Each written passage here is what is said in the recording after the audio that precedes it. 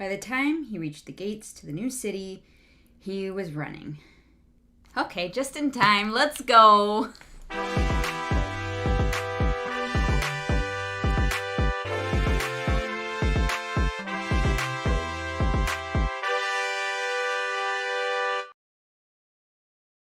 That is right. What's up, Internet? My name's Nerdy. And I'm Clarus. And this is the third edition of the Nerdy Wordy Book Club, our book club podcast thing that we're doing as we read through Eye of the World and onward. We're so close to the end of this book. Yeah, it's weird. Because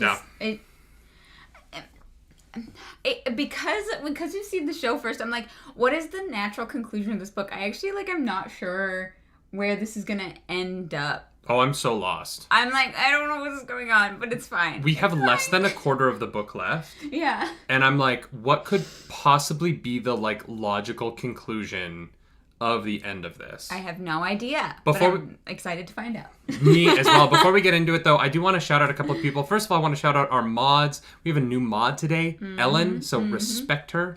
Put some respect on her name. Yeah. As well as Monkey and Dakuna. Thank you so much for helping take care of the spoilers in the chat for us. I also want to shout out all the nargs of the Nerd Table. Thank you for joining up, having your little narg, and supporting us here as we do this. It's been a lot of fun. Yes, yeah. We hope you guys like Narg. We're very excited about that batch.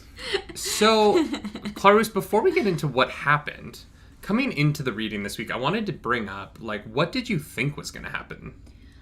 Also, where are your notes? Not this. Oh, I don't have my notes. Where are they? Not even a clue. Mega, welcome to the Narg Table. Welcome to Nargs, Mega. The Narg of the Nerd Table. Okay, you tell them what you thought was going to happen. I'm going to go and try and find your notebook.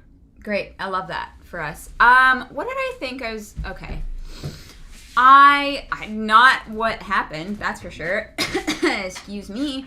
I thought we would I thought there'd be a time jump, if I'm being honest, because the show ends, the show gets to Tarvalon at episode 4, I think.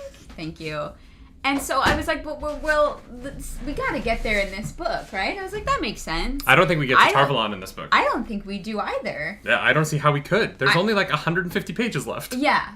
I literally am like, I can't see it happening. So we'll find out. And to be honest, I don't know what an end to this book could be. I don't know. What's so fascinating about it is it doesn't feel like we're headed anywhere. Mm-hmm. Yeah. And I think that's partially just because our characters are so spread out. And, if there was 500 pages left, I would kind of understand. Yeah. Right? That would be a huge book. Yeah. Oh my god. But I thank you so much for joining the Nargs, Typhon. Appreciate that. To Dennis, thank you. I really noticed in this section that I was there's no goal here. And one of the interesting things... They're surviving. Yeah, but one of the interesting things was going back to our spoiler chats for the TV show, was that every week was I feel like they're just kind of moving forward. Yeah. And in that sense, I feel like the TV show adapted that vibe from the books of I don't really know what's happening. Yeah, in that way it's accurate, I guess. In that one way. In that, yeah. Mm-hmm. Because as we go through this, we're going to talk about it, but almost nothing that happened in these chapters happens in the show. No, almost nothing. Two kind of almost things are the same. Kind of almost, yeah. Yeah. But Camelin doesn't exist in the show. No. Camelin is Tarvalon in the show. Yeah, they basically kind of just made that all together, which is fine. That there's there is so much going on in the book, and a lot of it is repetitive. We meet several dark friends. We meet a lot of dark friends. A lot of dark friends, right? They seem to be very common, and so I understand what the show did actually, just kind of rolling it up into one, being I don't though, because here's the thing: that 1 month later is so jarring to me now, because that 1 month is really important to these characters and their journey. Threk, thank you so much for joining the Nargs. Threk, thank you. Here's the thing. What is missing from the show to me is the character development. And a lot of it happens in this 1 month later of travel. We learn a lot about Rand. We learn a lot about Matt. We learn a lot about Perrin. Mm-hmm. And by removing all of that, these chapters are where I think we really finally get to fully understand who these characters are. Yeah. And it's done really well in the book. And all of that is just kind of missing. Yeah, especially, I think, with Matt and the dagger. Yeah. Mm-hmm. That, like, connection to it, I think, was missing in the show. Because in the show, I was like, why don't, like, Matt is being all weird. Like, does nobody care about him? And then they think it's, like, Tom talks to Rand and says, I think it's because he can channel, like, that kind of thing. But what's weird is in the show, Tom says that about Matt channeling. But then in the book, Rand experiences some of those symptoms. Yeah. And in the show, Rand doesn't experience the symptoms of channeling. No. So it's just very inconsistent. Yeah. The whole, I mean, we'll get into it, I think, when we get there, but the whole Matt dagger thing makes so much more sense to me in the book. 100%. So much more sense. And it's played out in a way, that Rand is rightfully not super suspicious. Yeah, because they're both all suspicious of everyone because he's getting attacked by every other person they meet. Matt's depression is justified. Everything is legitimately awful. Yeah. All the time. Yes. Everything sucks. All right, let's go back to where we ended last week, which was Matt and Rand leave Whitebridge, a location that does not exist in the show, and they leave, and then we cut to Perrin and Egwene.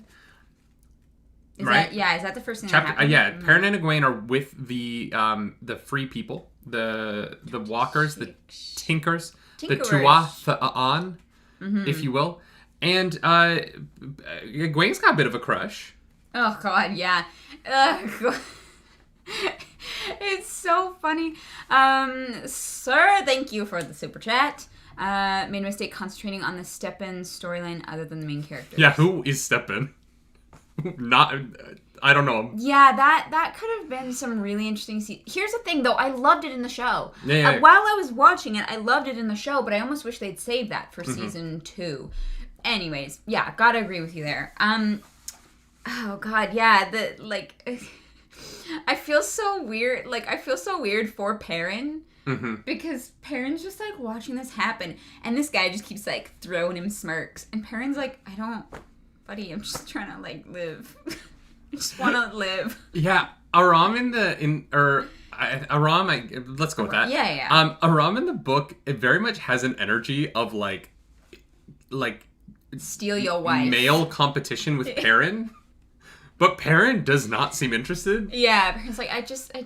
And I'm like, dude, like, Perrin is clearly the friend. You gotta get the friend on board. Yeah. Stop being so weird. Wrong. You're doing this wrong. You're doing this wrong. You want to get the friend on board. You gots to get the friend on board. If you want to date someone, and this is advice. Dating advice. That I learned as a young child from the Spice Girls. If you want to be my lover, you gotta get with my friends.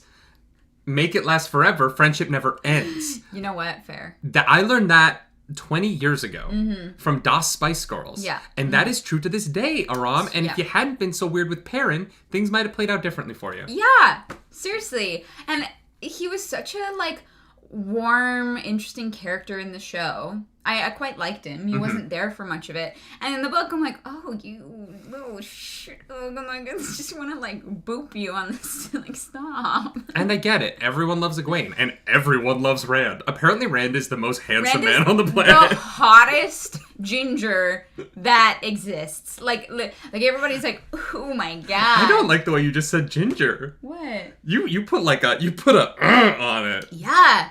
Is that, I don't know, it's fiery. I don't know what to tell you. You like gingers, you can't speak. I do. I very much do. It was, literally every woman that they run into is trying to hit on Rand. Yeah. Including the freaking princess at the end. Oh, we'll get to it. We'll get to it. I was like, oh my God. There was definitely... I understand the casting now for the show. Oh, of Hayden Like, Christensen? yeah, Light? yeah. I'm like, Of Diet Hayden Christensen? That's so mean. He's a great actor. It is so funny to me that the Chosen One in this looks so much like the Chosen One from Star Wars. Yeah. It's a vibe, you know. I caught a vibe. So, yeah.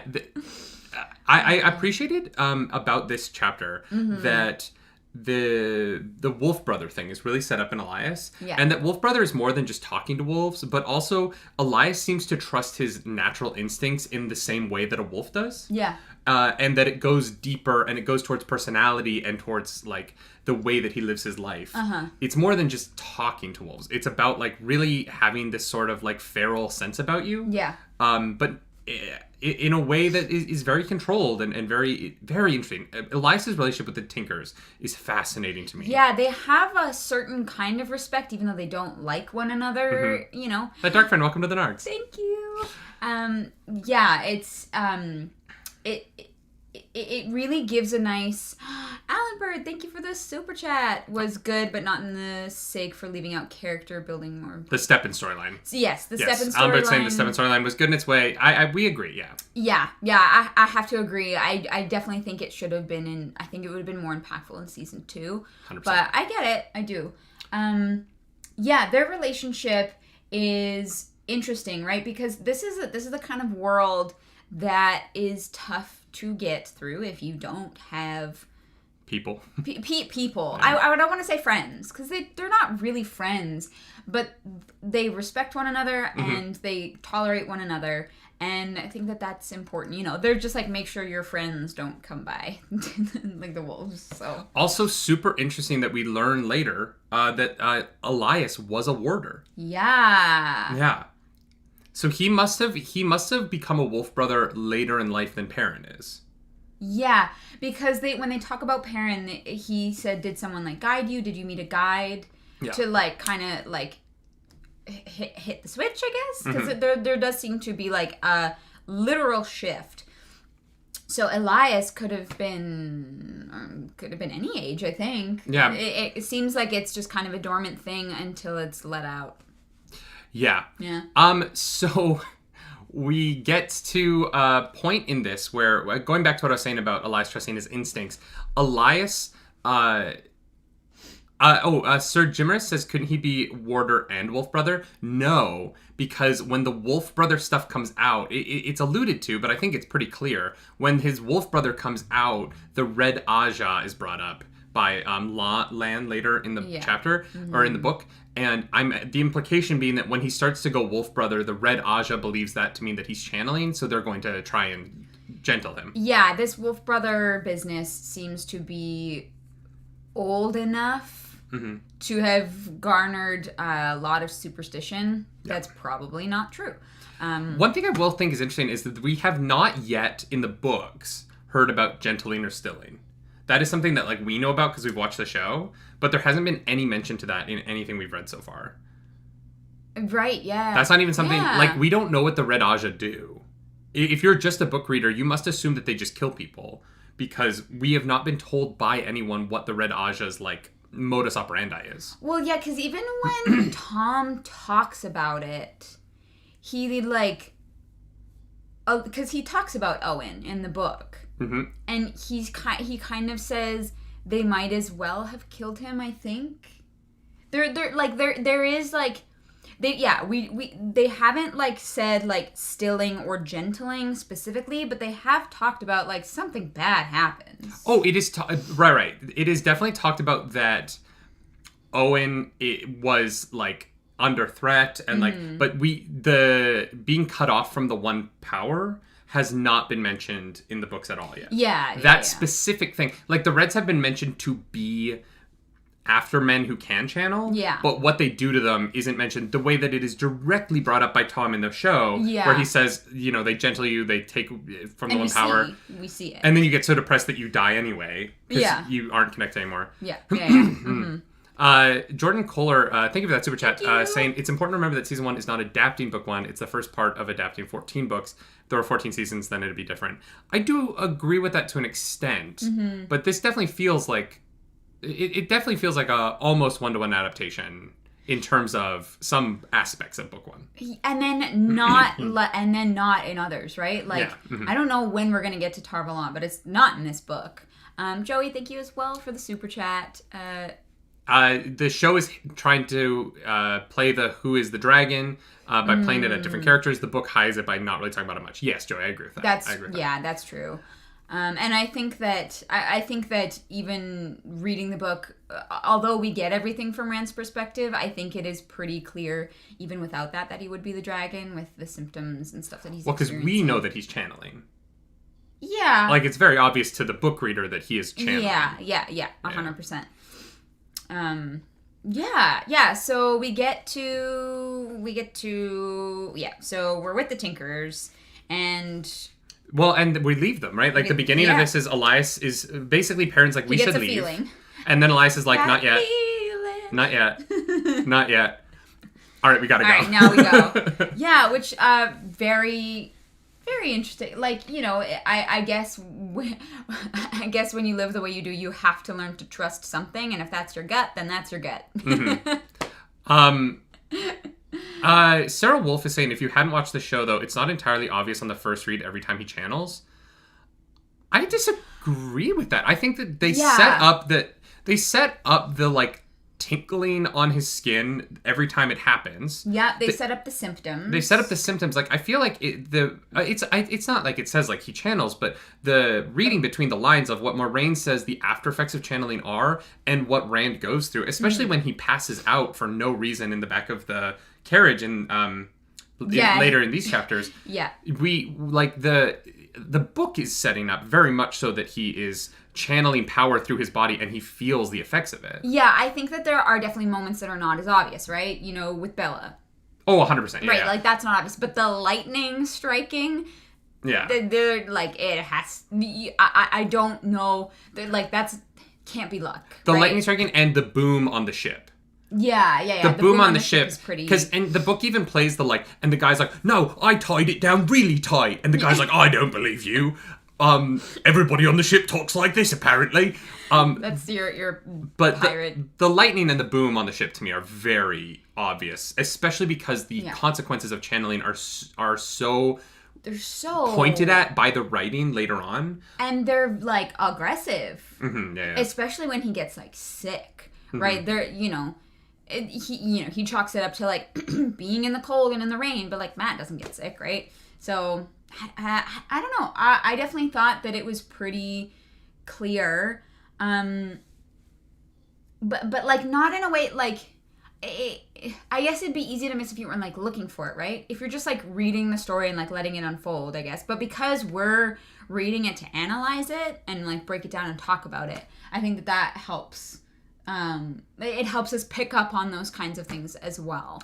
No, that's not it for me. If you give me a fantasy book and you tell me that there are magic people and that it is dangerous for a man to have magic, and you give me a male protagonist who seems to be using magic, my assumption is going to be that he uses magic. Yeah. Like, everything, if I hadn't seen the show, right, everything about this book points to Rand having magic.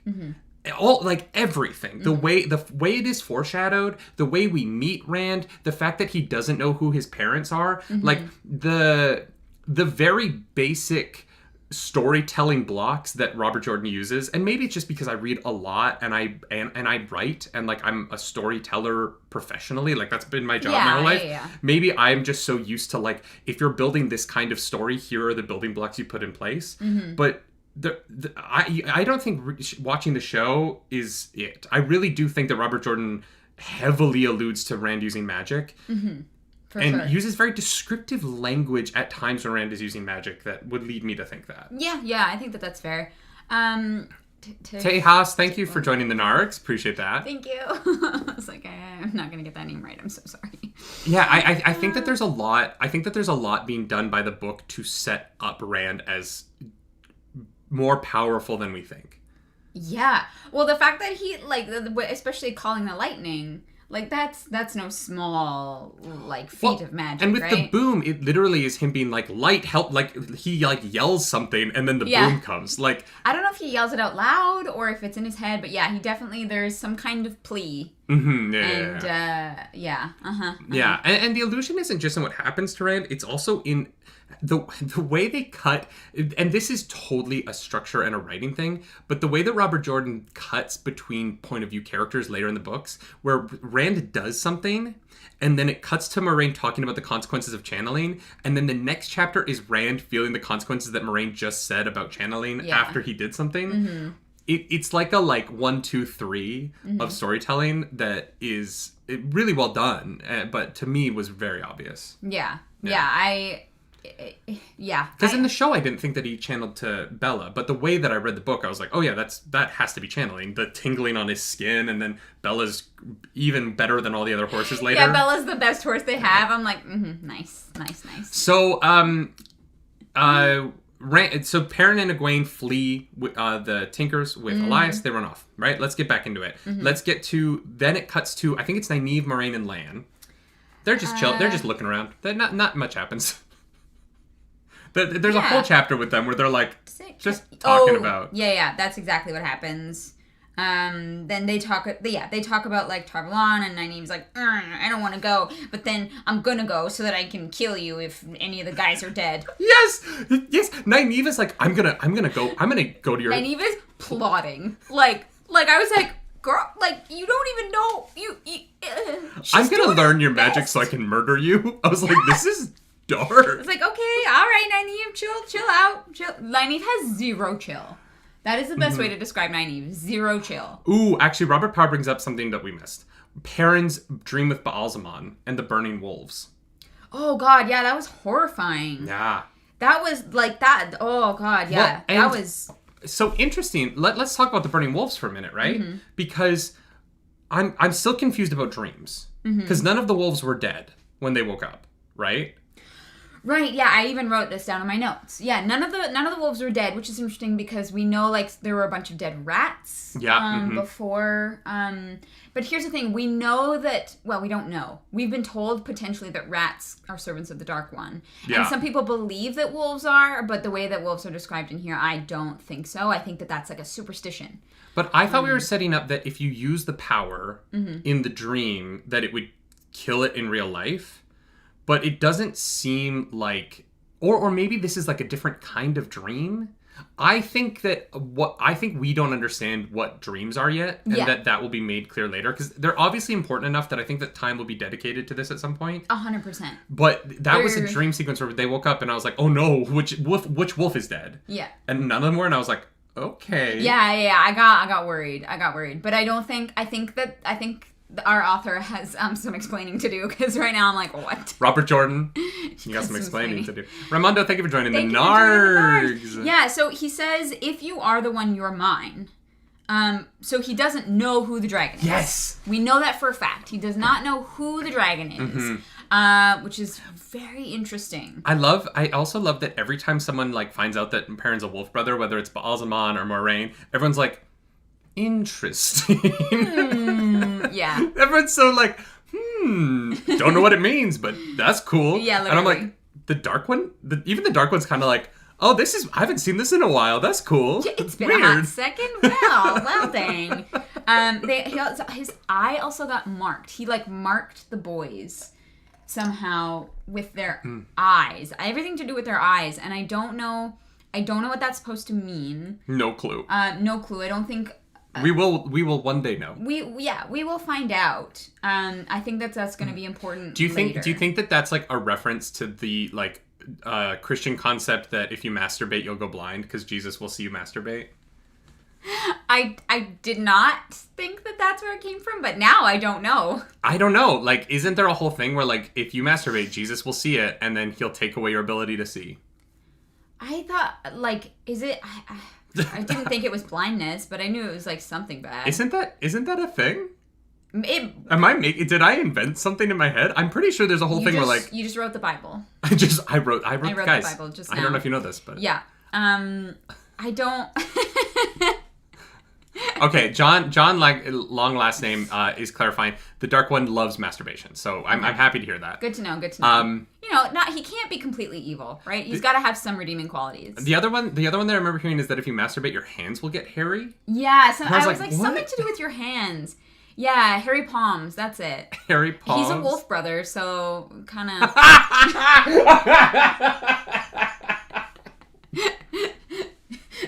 You're welcome for that one. That's how he became a wolf brother. That's it. Yeah, if you masturbate enough. Perrin, you gotta chill out, buddy. Do you think they have lube in the Eye of the World? It's probably just like oil. A little bit of like. I don't know if they have oil. coconuts. No, but like they have vegetable oil. Welcome to our adult podcast of Eye of the World. 18 plus.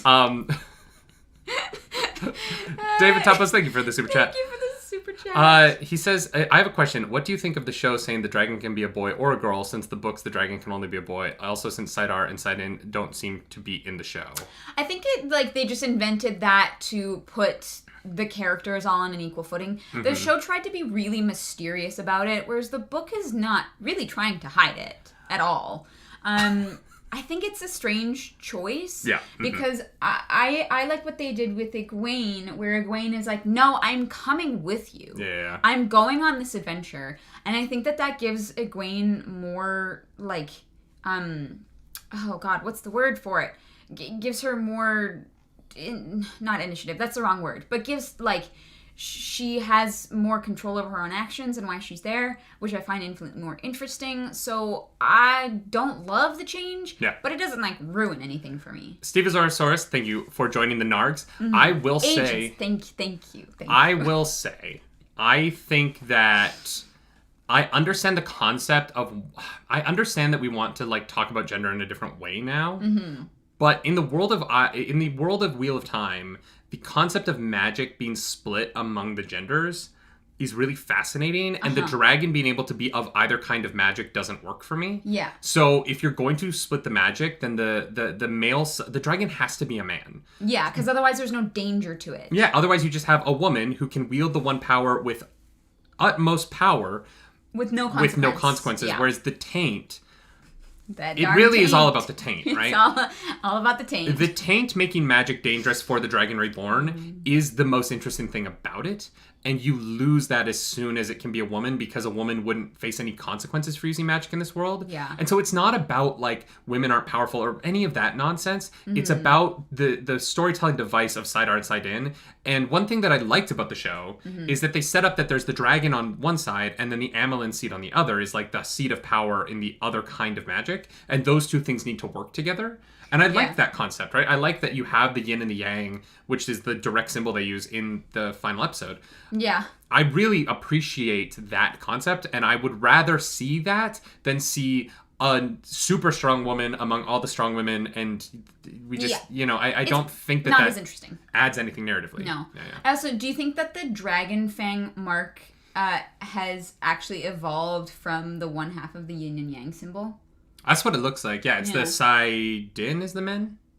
I'm not. But the even dragon sure. fang is literally one half of it's the black half of the yin and yang symbol. Yeah. Okay. Yeah. I was like, is that intentional? I didn't notice that when we first saw it though. It was only later on. It was only like now that we're reading it and the dragon mark is actually talked about so often, because the only time we see it in the show I think is in the flashback to Sawan's childhood.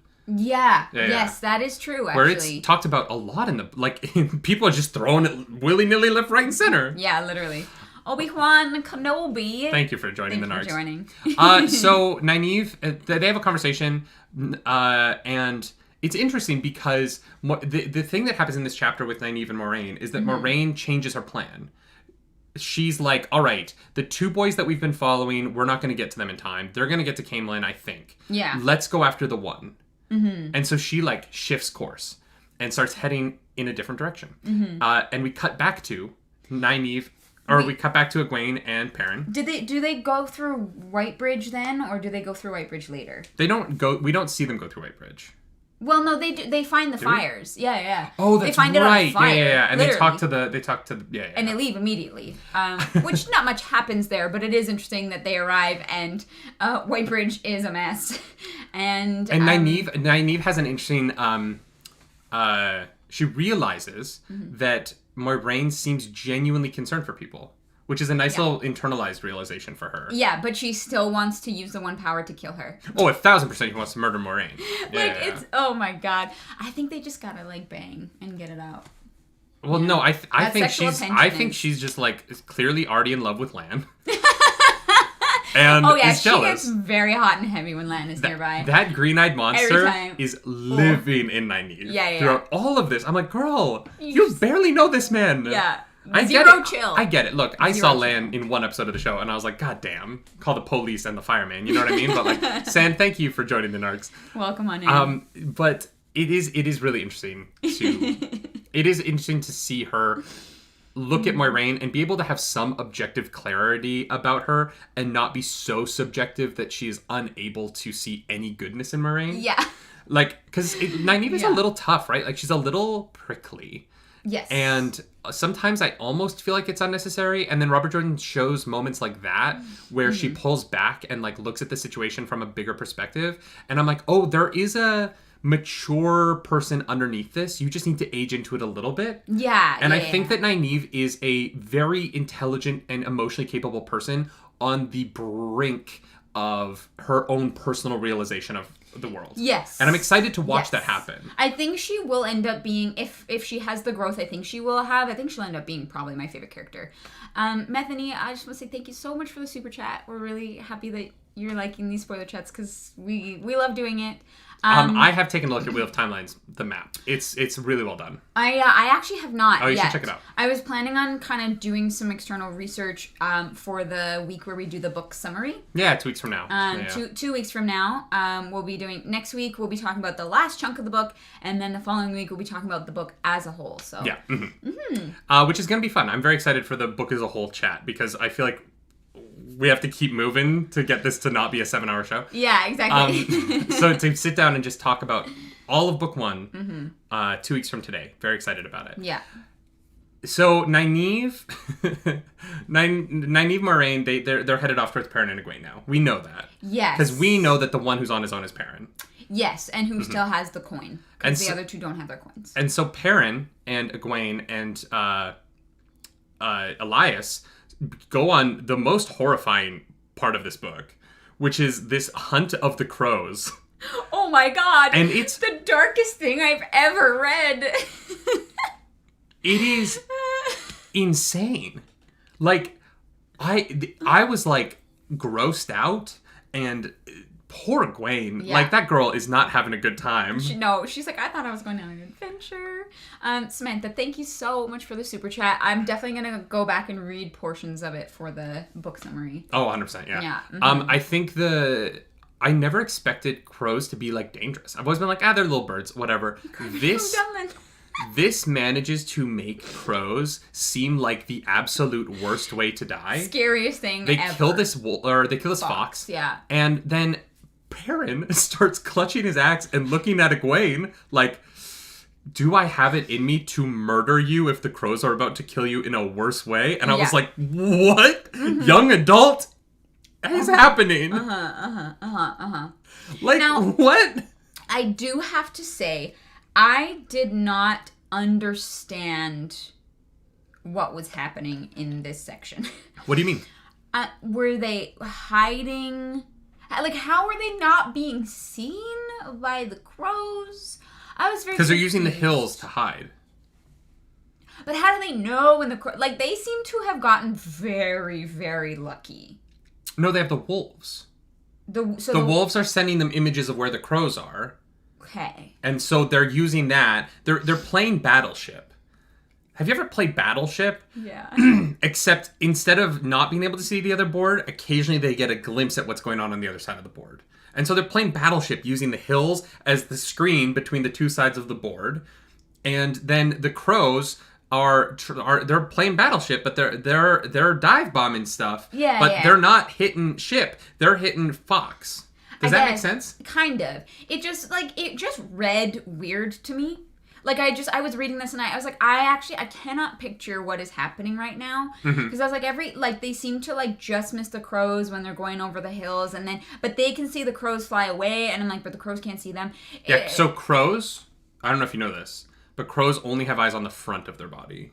Yeah, but so there's they like don't a have eyes on the huge- back of their body. Oh my, So if a shut crow up. is going that way, Shut up. the crow can't see you behind Whatever. it. So they can watch the crows fly away because that's where their eyes are going. Wow, thank you for that. It was really enlightening. You didn't seem to understand. I think it's intentionally. I think it's intentionally a little hard to understand. Yeah. Because I think what Robert Jordan is trying to do with the writing here is really give a sense of chaos and confusion, because that's how Perrin is feeling about it. Yeah. And I feel like if Perrin had a better grasp on the situation, it would make more sense to us. Yeah. But because he is at this frantic pace just trying to survive, I think that is what the writing is leaning into. And so it's creating this confusion to kind of push our characters and our understanding of the characters forward. Yeah. Yeah. And they get into the trees finally. They do survive. It's touch and go there. The wolves get hurt. Poor Hopper. Poor Dappler. Oh God, yeah. Yeah. And they cross this like invisible line Into a steading. We We literally get to go to a steading. And we get to learn about Ogiers before we meet one. Our mods are just making fun of you. It's very funny. Yes. for me. So one of I remember when we were watching the show. Do you remember when Loyal showed up? And I did not have any idea what was going on. Yeah. And I thought they had like, I was very confused. Yeah, and then we got the short about the Ogiers. So it's really nice in a fantasy series for you to introduce concepts to your audience. Like an Ogier and what that might be. And then introduce the thing. It helps us understand. And the show didn't do it great. No. I'm frustrated because I like Loyal a lot on the show, but like the first time I saw Loyal, I was like, "What the hell is happening? This show just took a weird turn into like puppetry and like creatures, and it was the first time that we had seen a creature other than humans and Trollocs. And Fade, and I was like, "What is this?" And in the books, they're like, "Oh yeah, there's Ogiers. This is where they live," and then we meet one, and I was like, "Okay, cool, thanks." But also, Rand thinks that Loyal is a Trolloc. In the book. For a moment. But they don't look anything alike. They don't look anything alike. They're 10... An Ogier is supposed to be 10 feet tall? Loyal is like 6 foot... Yeah. Loyal is 6'5" in the show. No, he's not. He's like 6'9". Barely taller than Rand. Nice. He's barely taller than Rand in the show. No. Like, I am almost as tall as Loyal. Because, like, Rand is like, what, like 6'1", 6'2"? Somewhere in there? I think he's 6'4". I think he's my height. Okay. And I think Loyal's 6'6". Eric, thank you so much for the super chat. In the book, he's described as looking up and up and up and up. I guess. Someone who's almost 10 feet tall. Yeah. Okay. But, like, that's so much harder to do. I don't mind them scaling him down, but I would at least have enjoyed some Ogier backstory in the show, because it sums that up. It was very confusing. Yeah, actor's 6'4". We're the same height. Oh, okay. Yeah. Fair enough. We got another super chat. Thank you so much for the super chat, Eric. Very well chapter and totally sound like it was stolen from Siri training, survival, evasion, resistance, and escape. Sounds very dark. Yeah. Yeah, I don't. Yeah. Rand is 6'5" in the books, but the actor is 6'4", which is my height. Okay. Yeah. So okay. Still. But honestly, the difference between 6'4" and 6'5", to most people, you're still looking up at us. Like, you wouldn't notice. It's true. The difference between 6'4" and 6'6", pretty big. I've got an uncle who's 6'6", and I'm like, damn, I wish I was not that tall. You're like, oh god, I'm tall enough. So Perrin and Egwene, they're in a steading. They're just chilling. Yeah. And then they find a statue of Arthur Hawkwing. So we get some nice backstory there. Elias knows a lot. Yeah, Elias is a very but he's a very like he's a very like, for someone who lives in the woods, he has a lot of book knowledge. But he was a warder. Sure. I just don't think that warders are necessarily like. He must have a personal interest in it. I don't think that Lan would have that same knowledge, right? It doesn't seem like Lan cares all that much about book knowledge.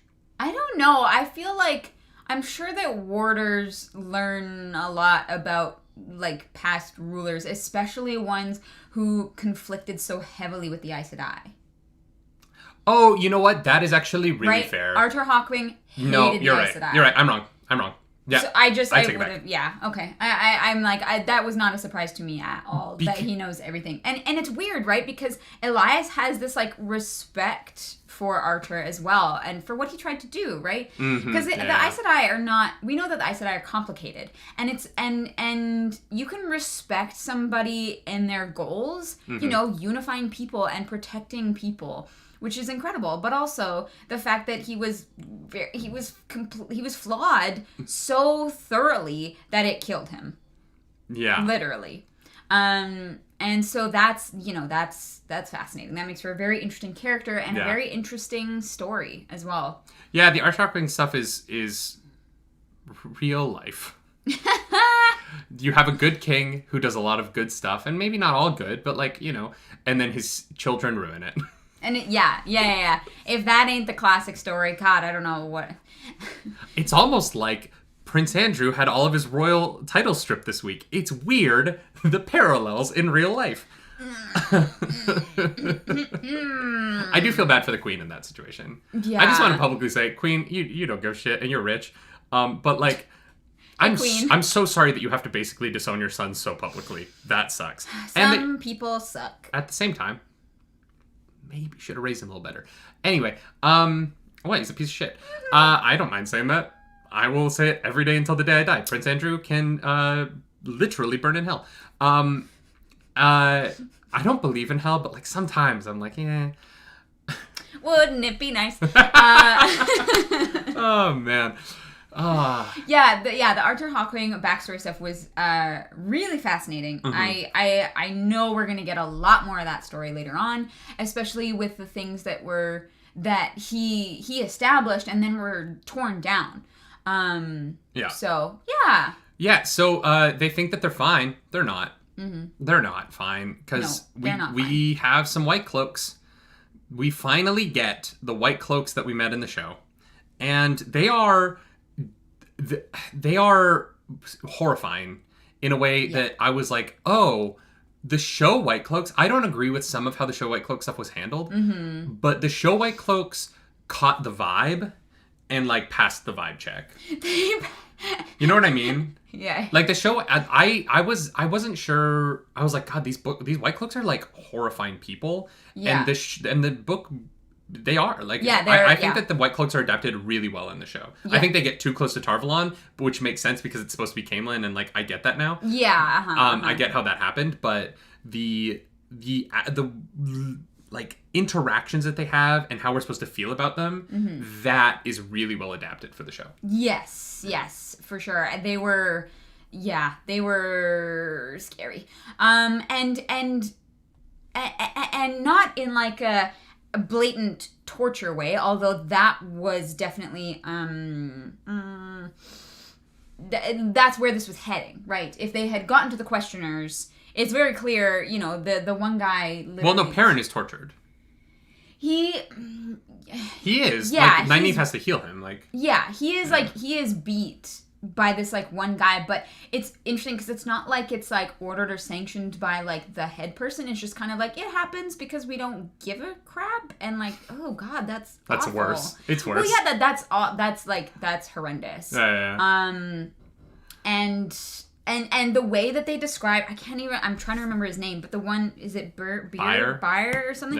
Yeah, who just is like, so, like, he just does not care. He's so emotionless. Perrin's description of him not hating him, but just, that when he's still in the cloak later, was like, I was like, oh man, I don't ever want to meet someone like that. Oh, no, God. Like that kind of sociopathic kind of person, just is like, ugh. Yeah. They fight, and Perrin goes full on Hulk, blacks out, and kills 2 people. Right, because they were hiding. They were right because so they get chased, and the wolves are starting to attack. Right, wolves and Elias try and attack the White Cloaks so that the other 2 can escape, and they can't escape. Because Hopper tries to save them. Yeah. and gets killed. And so Perrin, full hulks out, kills 2, apparently, of the White Cloaks. Doesn't remember it, which is, fair. But, oh my god, Hopper, I was so sad. Yeah, I love those wolves. The to fly, the whole thing, I was like, ah! It was the whole leaf on the wind thing. I was like, I can't. This is so leaf on the wind. I was like, I lost it. I was like, this is a wolf. I know. But it was so beautifully done. Yeah. Oh god, it's Yeah, fly free, Hopper, indeed. Yeah. Fly free. I appreciated it, though. I really, I loved it. Yeah, it wasn't... I love that glossed over. Well, and that the wolves have, culture. Mm-hmm. It makes them so interesting. That they have, a belief system and... Yeah, all these things, that just... all the layers. Oh, God. And there is a story that's told about men, warrior men in a lot of cultures who, dream of going out in a certain way in battle. Yeah. And for Hopper to imprint that idea into Perrin as he goes into this fight, he's ready for it, was yeah. I was like, God damn it. Yes. Damn it. So sad. But yeah, definitely a better story than the wife storyline. This was infinitely more interesting, but yeah, I read that and I was like, I can't. But seriously, Hopper has more of a character than Perrin's wife in the show does. Yeah. Yeah. There's more character development for this wolf mm-hmm. than for a human woman who is supposed to be important. Yeah. So they get caught. They get all kidnapped, and then we cut away for almost the rest of the reading. Yep, that's true. That is true. So they get caught. Move on. Mm-hmm. Samantha A asked, "What do you think of Perrin's berserker mode here versus the show?" In the show, he goes and then doesn't do anything, and here he actually is a berserk. Oh, I think she means accidentally killing his wife. He doesn't. That's not him being berserk. That's just an accidental that's moment. just he's the literally berserk mode in the show around. Is when Valda is is about to torture Wayne, and then he just stands up and goes, "What are you? What are you?" And then doesn't do anything. Nothing. He doesn't go berserk. There's just some wolves around. He just looks constipated. This isn't me criticizing the actor. I think the actor who plays Perrin is awesome. His arc is just kind of nothing in the show. Mm-hmm, and he just his berserker show is literally going. Yeah. Okay. It's unfortunate. But... And the show's too much David Banner. We need more Bruce Banner, less David Banner. That's still one of my favorite things in the world, that they changed the Hulk's name for the TV show for no reason. Yeah. Why? We don't know. Yeah. So we go back to, I think it's Rand and... Yeah, it's Rand and Matt for almost the rest of the reading. We spend a long time with Rand and Matt here. Yes, definitely. Because they meet all the Darkfriends. The rescue is I think chapter 37, 38. Oh, something like that. So we cut all the way back to Rand and Matt leaving Whitebridge. And they become gleemen, basically. Yeah. They literally become traveling artists. Apparently, Tom is the greatest teacher in the history of the world because Rand can straight up play the flute. Yeah. No worries. Not an easy instrument to master. And Matt just juggles just in a week. It's yep, I got this. It's okay, all right. I really wish this had been in the show. It makes me feel like my excuse me, it makes me feel like my 25 years dedicated to the arts were wasted. Oh, yeah. If I could learn how to play the flute in a few days, become a professional flautist. Yeah. I like the word flautist. I really appreciated, or no, what I was saying, I wish this had been a montage in the show of them on the road, traveling from inn to inn, but the music underneath was a slow, and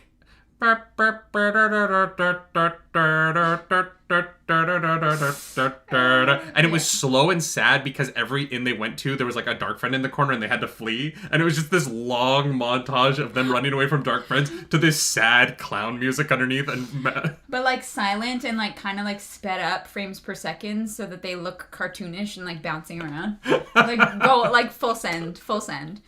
Oh my god, I loved this whole segment.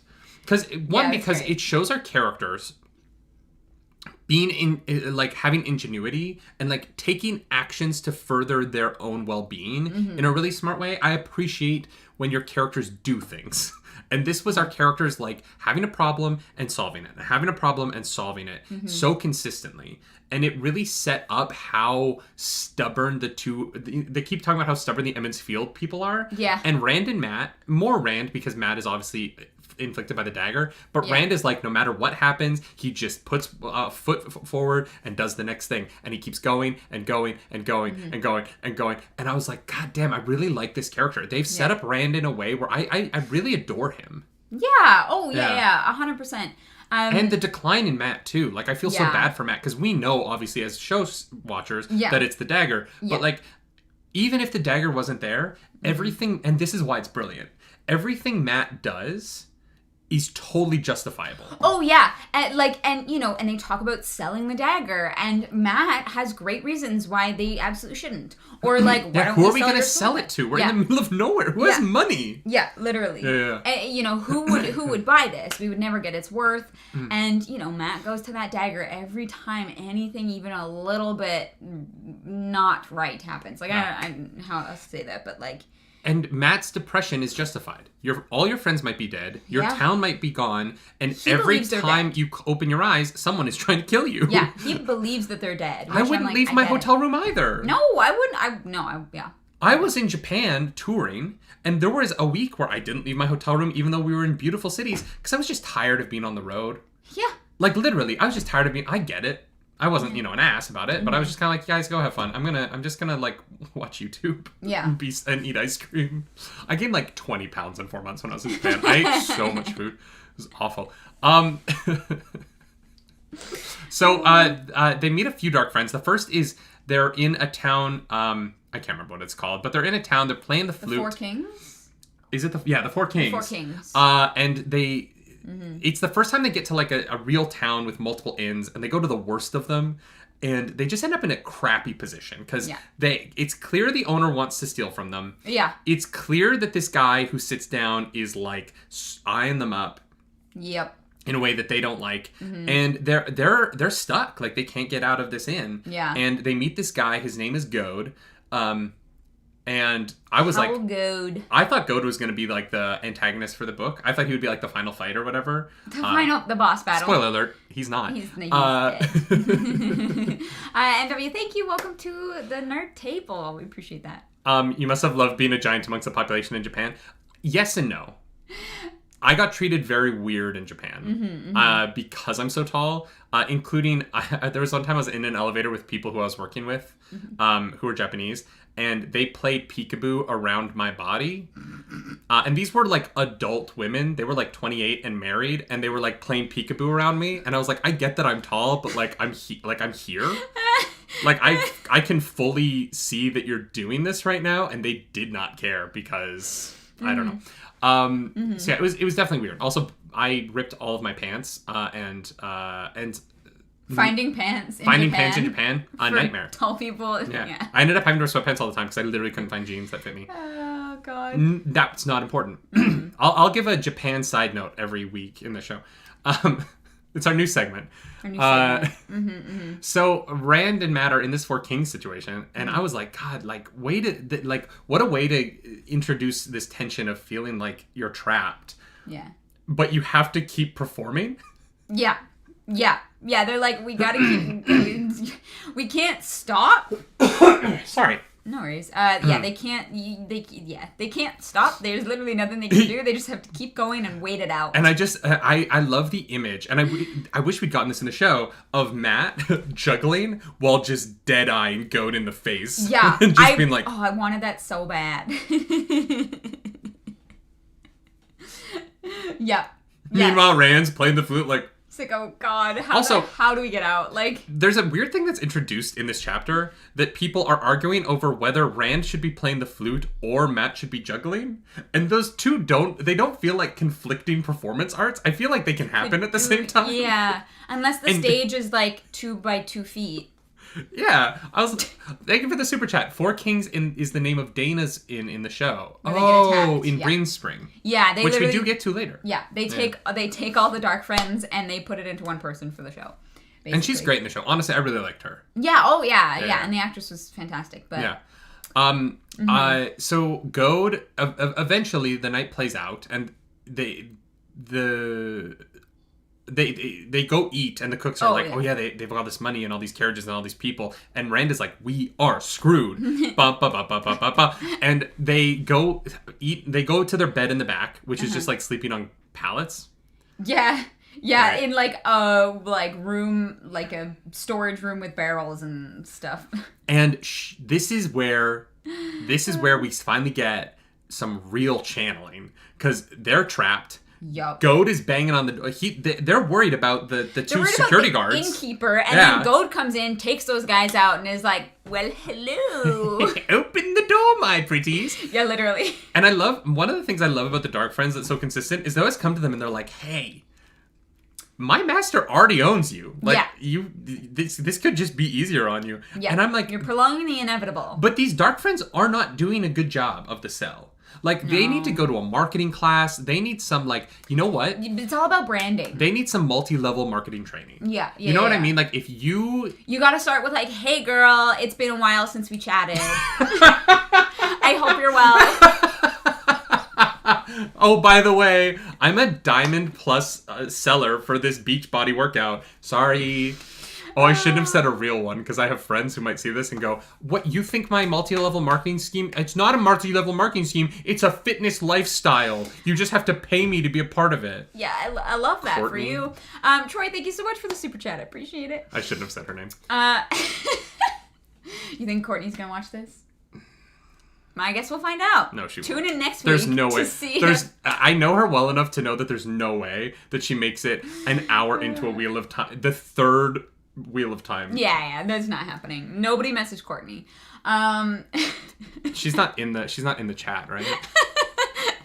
Dark Friends goes straight for the DM. Yeah, I mean, they really are not doing a good job of selling this, honestly. Like, and I wouldn't either. If I was random mad, I'd be like, nah, thanks. No, like, I'm not interested for the 87th time. Yeah, it's not a good sell. Like, here's the thing. If you want to get the dragon on your side, like, talk about your benefits package. Yeah. Stop with this owning you stuff. You're going out the gate too hard. Well, and that's the thing. You've got to come in and be like, Rand, do you want mad bitches? Well, because we can get you mad bitches. Like, that's a selling point. The Dark One does it in the show. The Dark One is like, I know how to sell my company, right? Yeah, like, yeah. I know how to get you here. I know how to give you what you want. These Dark Friends are like, they're still in training, I think. Yeah. Like, you know, they haven't gone through the full, like, PowerPoint. That Dark Friend says, hey, stop the hate. We sent the crappy ones first. But that's my problem. Dark One, Mr. Baalzamon, you gotta send your best first. First impressions are very important. And the Aes Sedai sent Moraine, who is like this gorgeous noble lady who's like kind and like treats the horses well. You need to find your Moraine damage rate. You know what I mean? You need, or Moraine Aes Sedai. I just pulled up someone's Twitter handle. You need to pull out your equivalent to Moraine. Goat is not that dude. No. Goat is creepy. You don't stare at someone while they're juggling. I mean, I guess you do. I take that back. You kind of do watch them. But like in a not weird way. No, you don't watch them. Oh, God. Eldar, you know what? Free parking? I would do a lot for free parking. For free parking? Free parking is nice. There's a lot I would do for free parking. Like, that is a perk. See? Dental. Like, why are the Dark Ones not pulling up dental? Yeah. We're talking free parking. We're talking, like, a parking spot closer to the door. Dakuna, you stare at their balls, not their eyes. That's true. You do spend a lot of time staring at a juggler's balls. Yeah. I think that was a mistake that was made. Yeah, stare at his balls. Just get real invested in his balls. That's so. Anyways, Rand literally calls lightning. Uses the wait. The spell. Do you think the Dark Friends like balls because they're so close to the taint?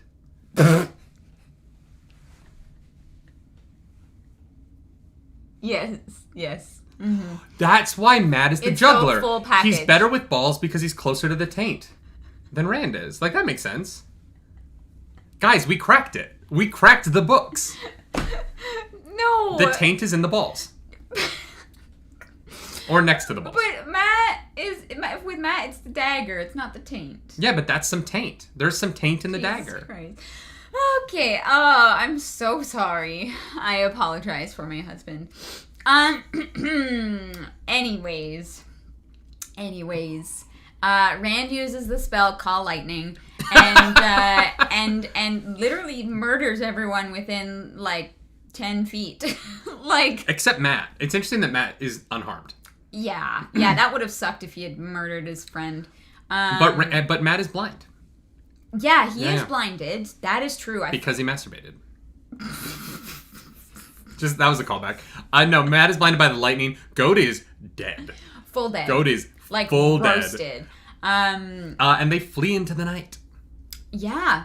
And at this point, if you don't know that Rand is channeling at this point, I don't know what more. That one is definitely the big one. Like, there's no way that lightning just happened to strike. It's too coincidental, and it's funny. Like, I don't know how Rand is.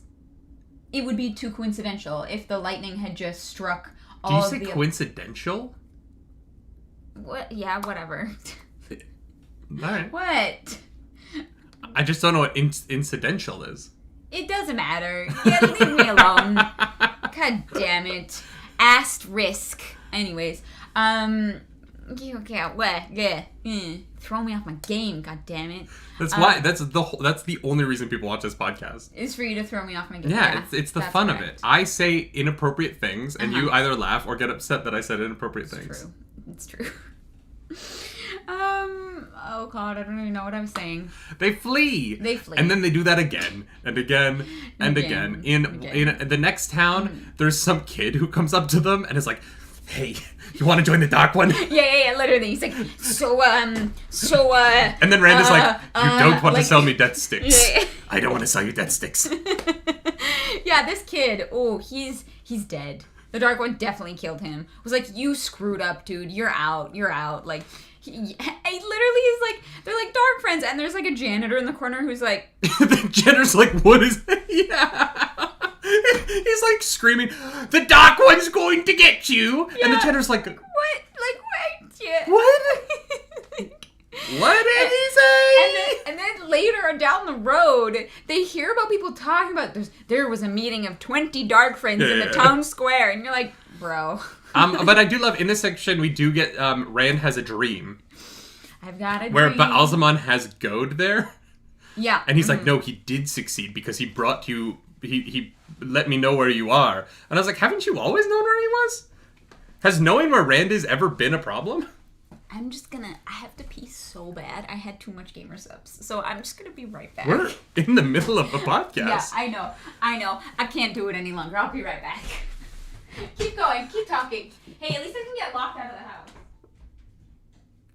Hi, everybody. My name's Nerdy.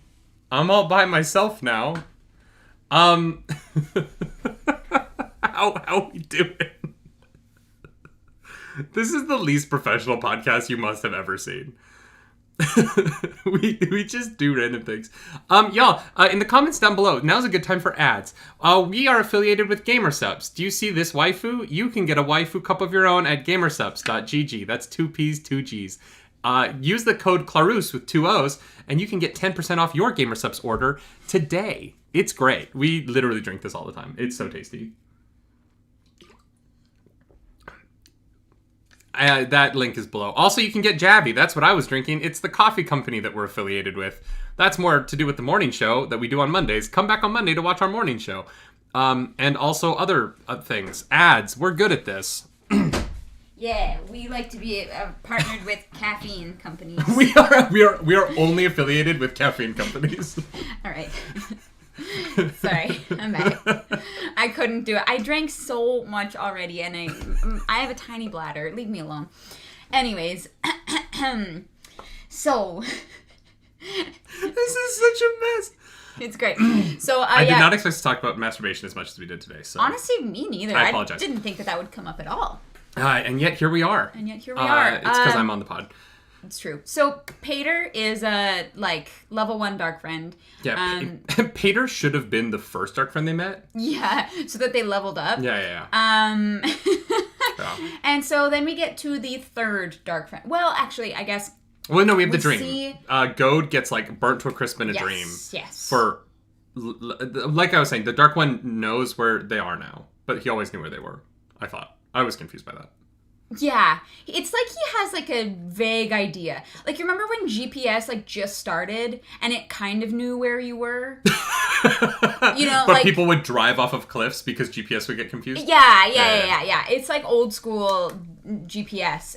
One Dark thing- he's got to like update his iPhone. One thing I love about that is that when GPS came out, everyone was so happy to have GPS that we all kind of ignored that like multiple people drove off of cliffs because of GPS. Literally, like people died. But with auto driving, a couple of accidents and people are like, self-driving cars, nah, can't do it. Yeah, we can't do it. True. But at least, but when it was humans driving off of cliffs, they were like, but GPS is so useful, it's fine. I mean, they should have looked, but that's fine. They should have looked. I don't know how you. I don't drive, but I can't see how you drive off a cliff. At night, sometimes you literally can't see what's in front of you, right? I get okay. Yeah. That's fair. I guess if it's dark, that is fair. And if you're looking at a map that says there's a road there, you just assume it's going to keep going. Okay. And you just like stopping isn't instant, right? It's not like you see it and you're like brakes and then you're immediate. Yeah, that's fair. So we have this dream. People like to be in control when they drive off cliffs. Oh my god, you're not wrong.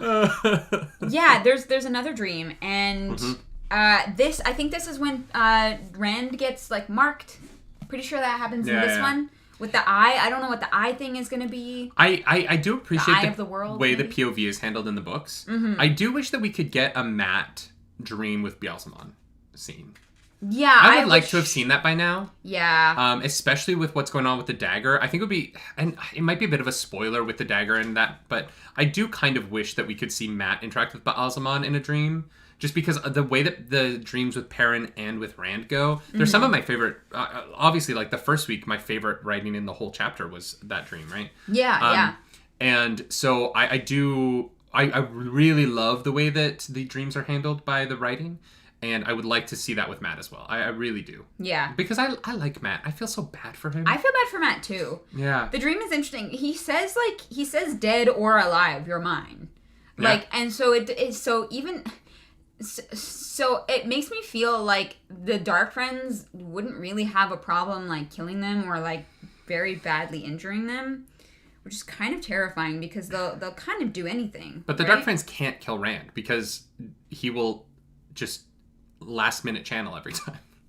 Well, I don't know how many times that can like he'll go, oh no, and then they'll die. Light save me, lightning strikes. Literally. But we get to Breen Spring, which is the location from the show. The third episode of the show is Breen Spring, right? Mm-hmm. Which is wild to me. I know. The timeline for this is so... Because Breen Spring is, what, like 70% of the way through the book? And it's the third episode. Yeah. And so we meet the hot dark friend. The lady dark friend. Right, because Rand gets horribly ill. They go to the inn and they say they're going to play. And then he full collapses. Yeah. And Matt is like, if you kick us out, we'll tell people there's a plague. Basically. Like... And so the guy's like, okay, I'll give you food. I was like... Yeah, like puts him in the stable. What kind of negotiation is this? Hey, it worked. And so they're in the barn. And some like lady comes in the morning. She's like... Before we actually get into it, V. Drake says, Rand channeling would sort of fit the Dark One's intent. Him going mad isn't exactly working against the Dark One. That's a good point, actually. True. The more Rand channels, the better it is for the Dark One. Yeah, the less he is in control, and that... Yeah. Mm-hmm. That's a very good point. Yeah, so Rand is feeling the effects of calling down the lightning. Yeah. It's affecting him pretty severely. Yeah. And he passes out. And then when he wakes up, there's like a lady. Yeah, some lady comes in. She's like, I'm just checking on my horses. Are you okay?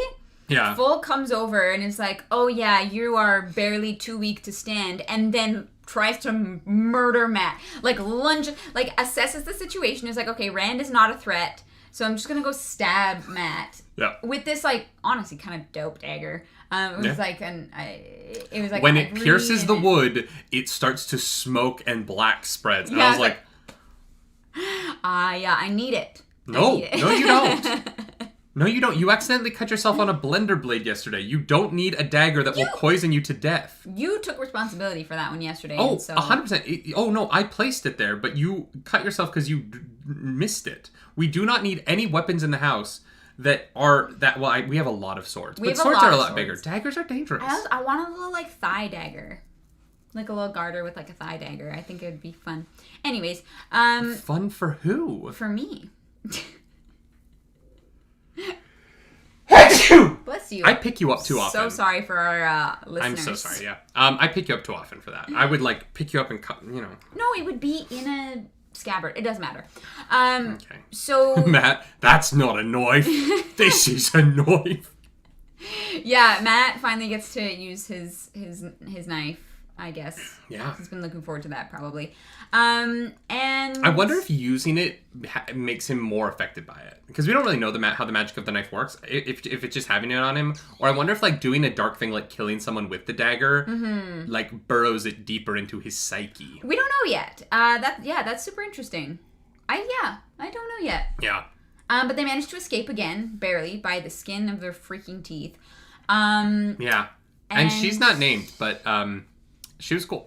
Yeah. And I like that they adapted her for the show. Because the using Rand's, having a bunch of guys, like the show not cutting out the guys who are just sketchy, I kind of get, because Patton Fane kind of fits that role. Yeah. But having her be the like woman that looks like Egwene. Yeah. And is like alluring in a different way. And it works better in the books because Rand is so inexperienced with women. In the show, it's a little weird because Rand like has had sex, so it's like I don't know why he's so uncomfortable around her. Yeah. But in the books, trying to take advantage of how like how poorly susceptible they are when it comes to the women of the book. Is an interesting tactic for the Dark One to do after Goad failed and after Pater was such a disappointment. Yeah, such a disappointment.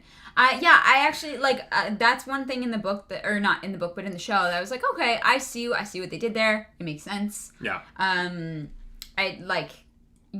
opposed to like, it's like, all right, we're gonna try this one and we're gonna try this one. But I thought that section of the book was written in a really interesting way because at the end of the chapter they find the guy with the cart and Rand. Kinch. Yeah, Rand is able to recover. However, we actually started that section there. We started with them being okay and safe in the carriage or the cart, whatever it is. And I think that it was really interesting that Robert Jordan decided to let us know at the beginning that they're okay, so that you're not really worried for them that much throughout the chapter, even though they run into a lot of trouble. I think it was a really interesting choice, right? To not let the reader be like, oh God, like what's gonna happen? We know that it's fine, and I think that allows the build up into the finale. I have no idea what the hell the finale is gonna be. Well, and what's funny about that is that I didn't catch that. And I was like, oh, they ran into Kinch again. And you were like, no, you idiot. I did not say that. She yelled down the stairs. She's like, no, you idiot. That is not. No, I didn't. Yes, she did. It was aggressive and mean. Yes, I'm so mean. You're the one who's been bullying me. Of course, I always bully you. Yeah, it's a flashback within a flashback, late friend. And I didn't catch it the first time. I needed her to point that out to me because I just missed it. And I was like, they ran into this Kinch guy again and he didn't recognize them. And I was very confused momentarily. No, I just thought it was an interesting choice of how they wrote it. So, yeah, I don't know. And then Kinch is like, come stay at my farm. And they're like, no. But for good reason. They really don't want him to die. He's a nice guy. And they're like, if we stay at your farm, there's a really good chance that the Fade will show up. And I almost wonder if the Kinch is the farmer that is in the show. That Tom, because they do end up staying at that farm in the show, and that family does get killed by the Fade. Yeah. And so I wonder if that was like a little like tip of the hat. The White Bridge scene essentially happens in this farm, and I wonder if that is supposed to be like Kinch's farm or something like that. We also never talked about so before they started becoming like traveling players, they played for like this family in their farm, and the daughter was so hot for Rand. It. Oh my god, she wanted him so bad. Like, and her mom was like, "You're gonna sleep in my bed tonight." Literally, they're gonna take your room and you are gonna sleep in my bed beside me, so I make sure you don't do anything stupid. Because she was like into it, and I'm like, yeah, apparently we talked. Oh, about that's it. the Rand Grinwells. That's who you're talking about. Yeah, that's their farm. Yeah, Rand is like the hottest person to ever exist. They definitely cut the adult daughter in the show who wanted to bone down. Yeah. Yeah. And like, like, where is the slutty Grinwell? But like, respect. You're on a farm. There's like barely anybody around. If some guy's just passing through, like, so much less drama with that, right? Look, let's be honest. We grew up in the Midwest. There's nothing to do. You find a bale of hay, you put down a little cloth, Mm-hmm. and you have a little fun. Yeah, and then you move on, right? Yeah. Because he's traveling. You're never going to see him again, but it was a fun time. Yeah. Yeah. I can't believe we missed that. I found that so funny. And Matt is like, bro. Yeah, if I was Matt, I'd be pissed. Every woman they meet wants to bone Rand, and nobody wants Matt. I know. Nobody Matt. even gives Matt like a second look. I know. I feel bad. I think I'm gonna blame it on the darkness in his eyes. The darkness. You know what I mean? Like there's a darkness in him. Mm-hmm, mm-hmm. You know what I mean? Mm-hmm. And people look at him and they're like, no. Yeah. No, thanks. It's like how you don't want to. Yeah, Matt does not look well. You don't want to sleep with a heroin addict. You know what I mean? Like that just. Oh God. Yeah, that's messy. And here's the thing, like I wouldn't like if I'm taking at least the show and I've got this like tall ginger guy who's like looks like he knows what he's doing, and then you have Matt who's like got my hand in my Darkfriends everywhere. I'm like, yeah, okay, I think I would pick Rand personally. I don't know though, Barney. Like the problem is if you go off like the casting for the show, Barney Harris is hot. Oh, he's hot. Yeah, he's hot, but he looks sketchy as. Like, I don't know what he's hiding. But, like, right? Barney Harris looks like he could pluck you like a guitar string. You know what I mean? Yeah. I'm just saying. I do know what you mean. And I hope he's well. Yeah. Mm-hmm. Mm-hmm. Yeah. So... Jumping back. We're at Camelin. That's it, right? Like, we're basically to Camelin now. Yeah, they find the inn that they are... She's like dust in the air. Yeah. They find the inn that Tom tells them about. Yeah. Well, but first they get to town... And Rand is, like, really worried about his sword. Or, no, there's one final town. They get to the final town with Kinch. Do they? Yeah, and they're, like, hiding because they're trying to get to the inn. But then outside the inn, they straight up see the innkeeper talk to a Fade. And they're like, we have to get out of Dodge. Yeah, that's it. And then the innkeeper talks to a farmer. And the farmer's like, he straight up tells him, like, I'm looking for these two boys. And the farmer's like, all right, well, I don't believe you. And then immediately meets those two boys and is like, yeah, I'll take you to Camelin. Let's go. He's like, I don't like that guy much. Like, I'm going to help you because fuck him. Yeah, that was amazing. I did enjoy that. Mm-hmm. And so, luckily, they get a ride through the night because who knows if they would have lasted otherwise. Yeah. Truly, that Fade was there. Mm-hmm, mm-hmm. Yeah. Yeah. And then they get to Camelin, which is, like, I guess... if like seeing New York for the first time, I guess, because it's I can't imagine. Right? It's just this like sprawling, beautiful city. Well, and they're so shocked that there is like stuff outside the walls. Mm-hmm. That it's like the city is so big that it literally isn't even containing itself, unlike Berlin, right? Yeah, and the device of using the farmers to give Matt and Rand information about the kind of state of things is super interesting, right? Oh, I'm a Queens man. Yeah. But like, I don't know about this. We're Queens people through and through here. At the Nerdy Nightly, we are Queens people because I fucking love Morgaze. We're going to talk about her. Mm-hmm. Love her. Mm-hmm. Not as much as her daughter. Her daughter is literally the best. But. Yeah. That was very fun. Yeah. But yeah, we find out about the Queen and her Aes Sedai advisor and, things like that. And we find out about... something that was really interesting is we found out about this tradition where the Camelin royals send the princes off to train with the warders and the princesses to train with the Aes Sedai, which was very cool. And we did find out about two characters who I am positive we haven't heard the last of, which was Prince Luke, who apparently died in the Blight. Prince Luke? I'm pretty sure that's what I wrote down. The prince before, and then Princess Tigraine. Tigraine. Yeah. Tigraine. I'm not sure how to pronounce that. But is either dead or lost. I think we'll meet Tigraine. I don't know. I think that's going to be an important character, but probably the brother is dead. I don't know. Oh yeah, I'm sure he's dead. They say he's dead, so I'm assuming he's dead. But for her, they say she's dead or lost when she was supposed to like take over the crown. So that was like some super interesting backstory there, which I know we're gonna get to see them later on. How do you feel about Elaine, Morgase, Gawain, and Galad being left out of season 1?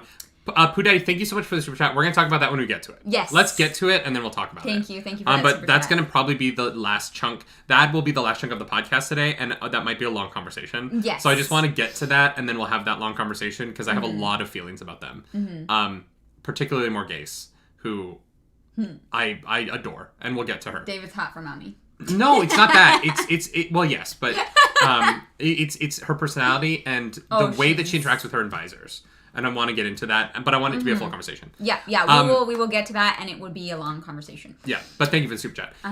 So Rand realizes that people are covering their swords with this rope, and he has no idea what it is, but he's like, I'm going to do that. Yeah. So he wraps his in red, and they go to the inn. Because it's cheaper. He buys the red cloth, and is like, all right, I'll do this one. Yeah, which should have been a sign that fewer people were going to have that. But he goes to the inn, and the guy's like, I'm a Queen's man, but you're friends with Tom Marilyn, and I was friends with Tom Marilyn, and Tom was fucking the Queen. And then... I don't think... do you think that they were, actually? I mean, yeah, she got mad enough that... I'm sorry. So. What part of... They had a special relationship, and then he fled in the night to help his cousin, and she was upset about it, made you think that they were not boning down. Yeah, no, you're right. It was pretty obvious. And he's Tom motherfucking Maryland. Yeah. Marilyn. There's no D on it. If you're gonna bone down with someone, Tom Maryland's the guy. Yeah. You do not watch him pluck that harp and not wonder what those fingers can do. No, you're right. You're 100% right. Yeah. They were definitely... Which is interesting that like she's still pissed about it. The innkeeper's like, don't. Yeah, we're not gonna bother with that. Although I feel like if he had explained the situation better, no, it's complicated, right? Because she is on the Aes Sedai side, and he's on his nephew's side, and like that's complicated. That is a very complicated relationship to have. 100%. Where like she fully agrees that like his nephew needs to be gentled, and he's like, that's my nephew. Yeah. I don't care. Yeah, it's tough, and I don't blame anyone. I'm like, that's a really difficult situation. But the innkeeper is like, look, I don't have a lot, but you're friends with Tom, so like, I believe you. I'll give you room and food. And I was like, wow, you're so nice. He's so nice to them. Oh my god, yeah, he's so nice. He's very lovely. I really hope nothing bad happens to him. I am a little bit anxious about that. Especially because we find out that the red that Rand put on his sword means that he supports the Queen, and then the white means that they support not the Queen, I guess. I don't know.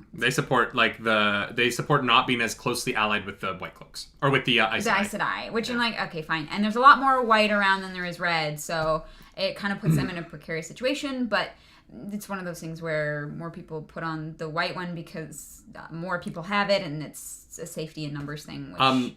Yeah, the innkeeper's name is Basil Gill, and I know that you're probably thinking, it's Basil. No, it's Basil. If you've seen Austin Powers, you know it's Basil. And so they do go meet Basil. And Basil warns them, like, if you're going to go out, be careful, because everyone is in Caemlyn, because Logain is being brought here to be brought before the Queen. It's busy. Remember Logain, that very important character you meet in, like, episode 3 of the show that we still have not had a scene with in the book? Yeah. And who is not gentled when he gets to Caemlyn, importantly. No, they're still, like, caging him. They're still... With 8 Aes Sedai. Yeah. What was that in the show? Did they just invent it? Because I don't think it... Like, nothing even close to it happens in the book.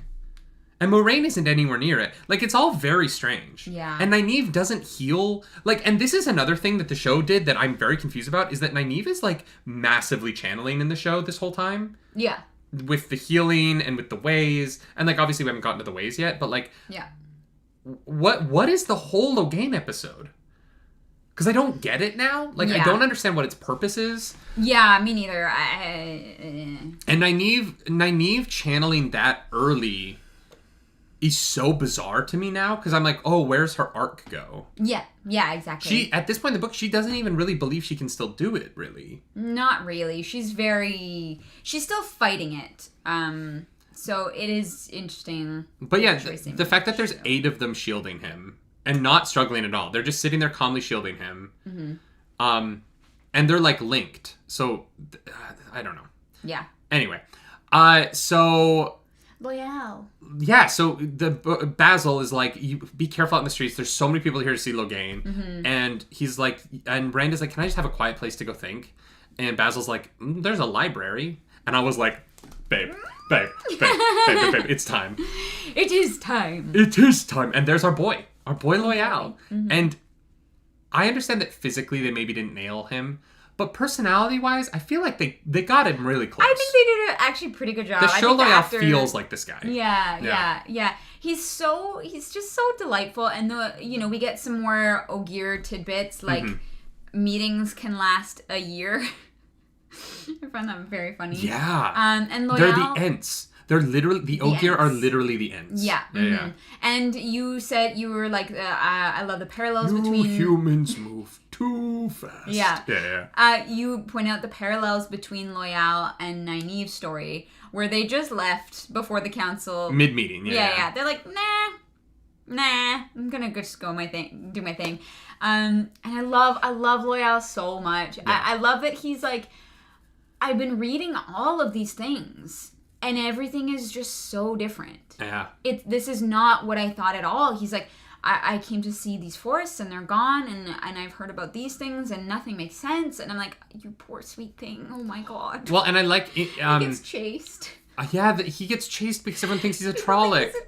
I'm like, Which is interesting because the show sets up that he can kind of go where he wants. Like, he's even allowed in, like, the Aes Sedai Grove. He's, like, very respected by everybody. Yeah. Everyone is like, oh, yes, Sir Ogier. Whereas in the books, they're like, Trolloc! Troll in the dungeon! I thought you'd like to know. Yeah. And, like, this is a city built by Ogiers. You'd think they'd have some concept of what an Ogier is. Yeah, no, the farmers are not. They don't. Yeah. They're not up to date with the times. I really loved his interaction with Rand when Rand is like, he's like, oh yeah, you're like an Aielman. I can tell. No. And Rand is like, no, I'm not. No. And he's like, oh, things have changed. I'm sorry. I'm wrong. Yeah, didn't mean to insult you there, bud. Yeah. Sorry there, bud, eh? So, he's so Canadian. Yeah. You're right. Loyal is so Canadian. Oh, yeah. Loyal is the Canadian representative. I thought you were an Aielman there, bud, but looks like I'm wrong there, eh? Sorry. Sorry. No, it's... That's why he's my POV character, because I'm like, oh, I get it. Yeah. No, he's just so delightful. I love him so much. And my favorite part of the whole scene is he's like, your life is going to be really interesting. I'm going to come. He just like, he's like, yeah, I'm in. Let's do this. Rand is like, no, it's dangerous. No, it's danger. It's not danger. And so I love it. I really do love Loyal. Like, me too. A way to take the like giant character. I'm not gonna lie. I have a feeling that there is a lot of Loyal in Hagrid. Huh. Hagrid feels inspired by Loyal. And I don't know if J.K. Rowling has ever read these books, but there is, and I'm not saying she rips him off. I don't know who that is. Yeah, I know. But you know what I mean. Like, the character of Hagrid feels very much, that, like, gentle giant kind of trope. Yeah. I just want to give him a hug. Jay Abbott, thank you so much for becoming a Narg of the Nerd Table. And so, Loyal brings up this concept of Ta'averen, which I think is Ta'averen, or is it just Ta'averen? I'm not sure. I don't know. And Ta'averen is this, he straight up is like, I think you and your friends are Ta'averen. I think you're very special to the web of the wheel. And this brings up an interesting, This is like kind of the first point we get some information about the weaving. Yeah, and why people think it's like a web, like the web, and then Lan brings it up in the next chapter. But, yeah. My question is, do people know is there like a physical manifestation of the wheel somehow? CJ, thank you so much for that super chat. CJ, That's so sweet. Thank you so much. Because the way that he talks about it, it almost feels like people can actually see it somehow. Yeah. Well, doesn't he mention something about certain Ogiers being like having a good, like, not a visual exactly, but like an understanding exactly of how the threads weave together? Maybe not exactly. Yeah. It almost feels like but like when in the Wheel of Time, in the show, it felt like the wheel was a metaphor. Yes. Whereas in the show, in the book, it feels like it's a literal thing. Yeah.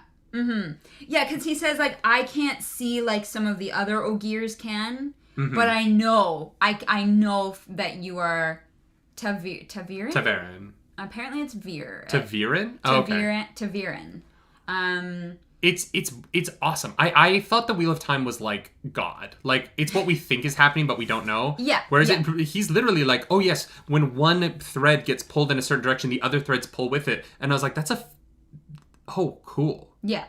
Very cool. Yeah, and they're, I mean, we know that Min has a kind of not like ability to see like the weaving itself, but to have an idea of how like past and future. And so it makes sense that like another race, like the Ogier, would have their own kind of version of this, right?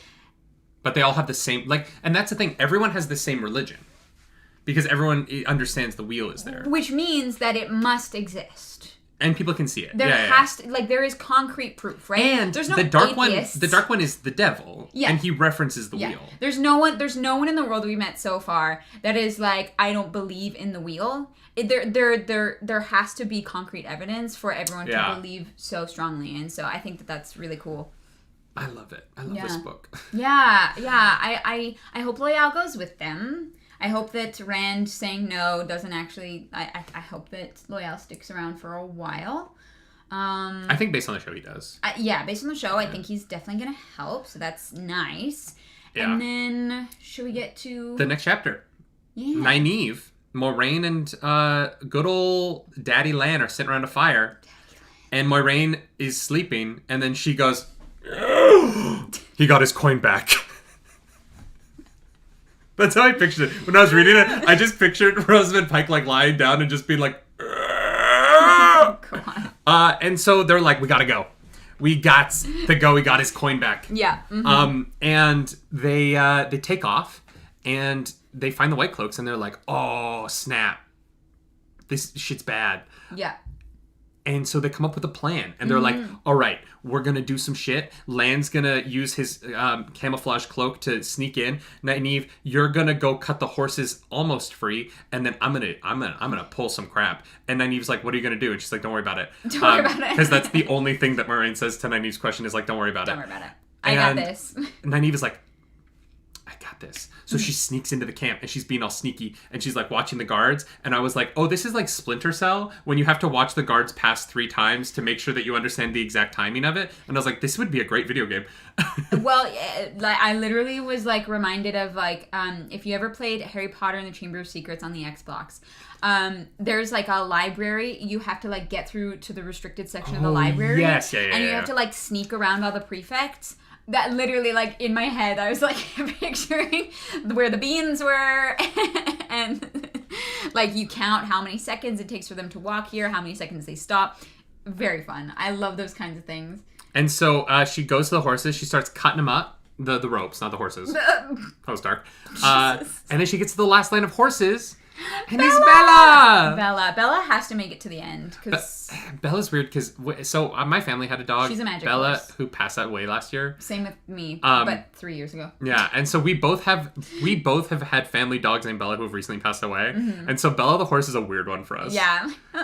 Because, like, I have a real strong connection to a Bella. Uh-huh. And the book has, like, really, like... Yeah. Mm-hmm. Like, Bella, we must save Bella at all costs, please, and thank you. Yeah. Yeah. Bella is not the Dark One, Celebreth. Maybe the creator, but not the Dark One. Creator, I could get behind, yeah. And then lightning goes off. Yeah.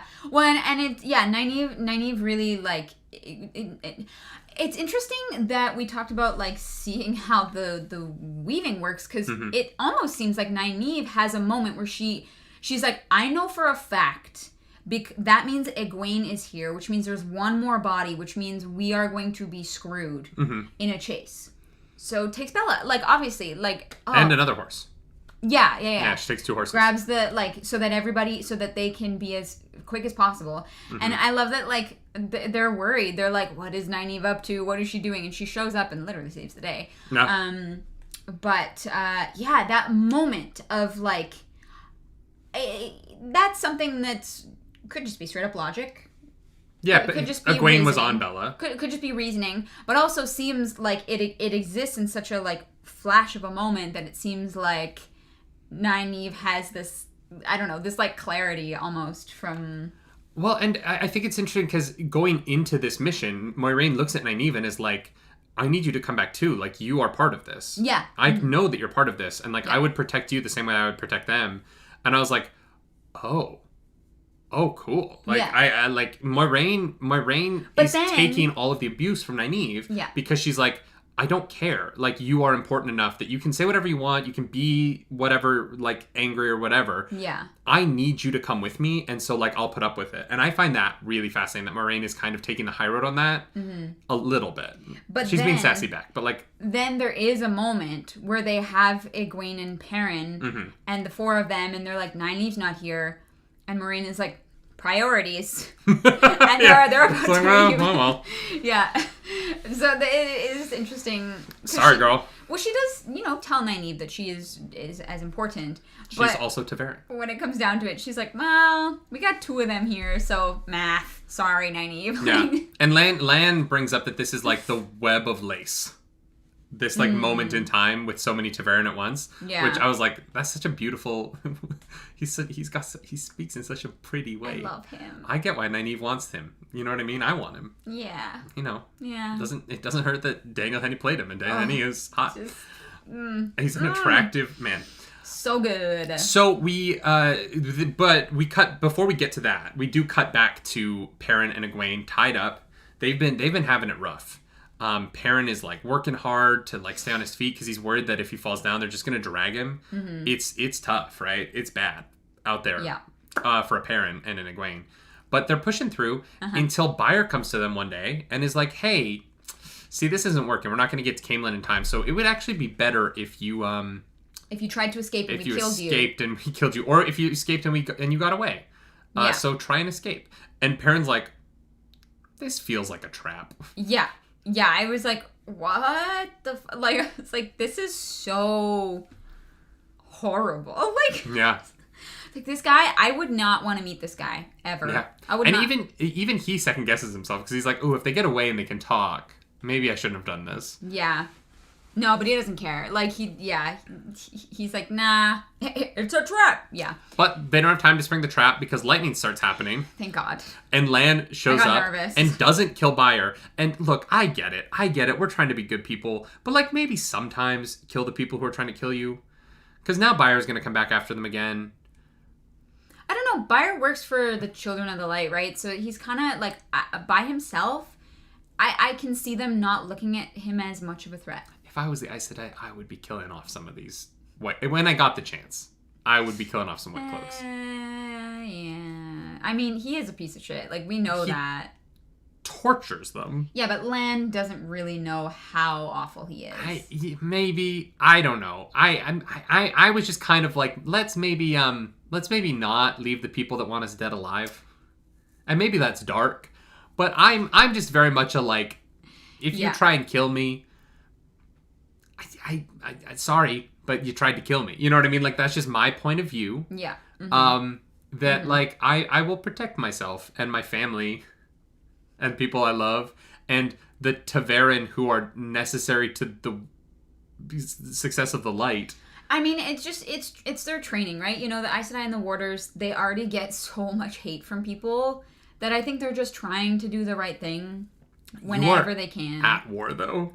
With the devil. Here's the thing. You are at war with the devil. Yeah, but like Lan like Lan in that moment gains nothing from killing one person. This one person Three does people. not make a difference. I mean, okay, I guess, but still, like, I'm of the mind that, like, Rand kills Goad with the lightning. yeah. I don't think he's a villain. Perrin killed 2 White Cloaks earlier. I don't think he's a villain. I think if Lan had just kind of, like, be done with it. Yeah, but, like, you know, it's tough, because I'm like, they're trying not to be as bad as the people that they're fighting, but it's hard to win fights that way. No one has ever won a war Uh-huh. not fighting. Yeah. It's why there's no good sides in war. Yeah. And that's, like, the complicated thing. And I think that this series will eventually get into that. There is no, like, moral victor of a war. Yeah. There's just surviving. Yeah. And, like, sometimes you gotta do shit to survive. Yeah, it's an interesting choice, right? It does say a lot about Lan and who Lan is, which, you know. Yeah. Yeah. What? Mr. Sorry, I'm trying to read the name. Mr. the Unnameable. That's what it is. Says Oh. warders can kill as much as they want. I thought so. Like, I figured that I figured that The oaths, they don't take the same oaths, right? Yeah. Yeah. Although we haven't heard anything about oaths.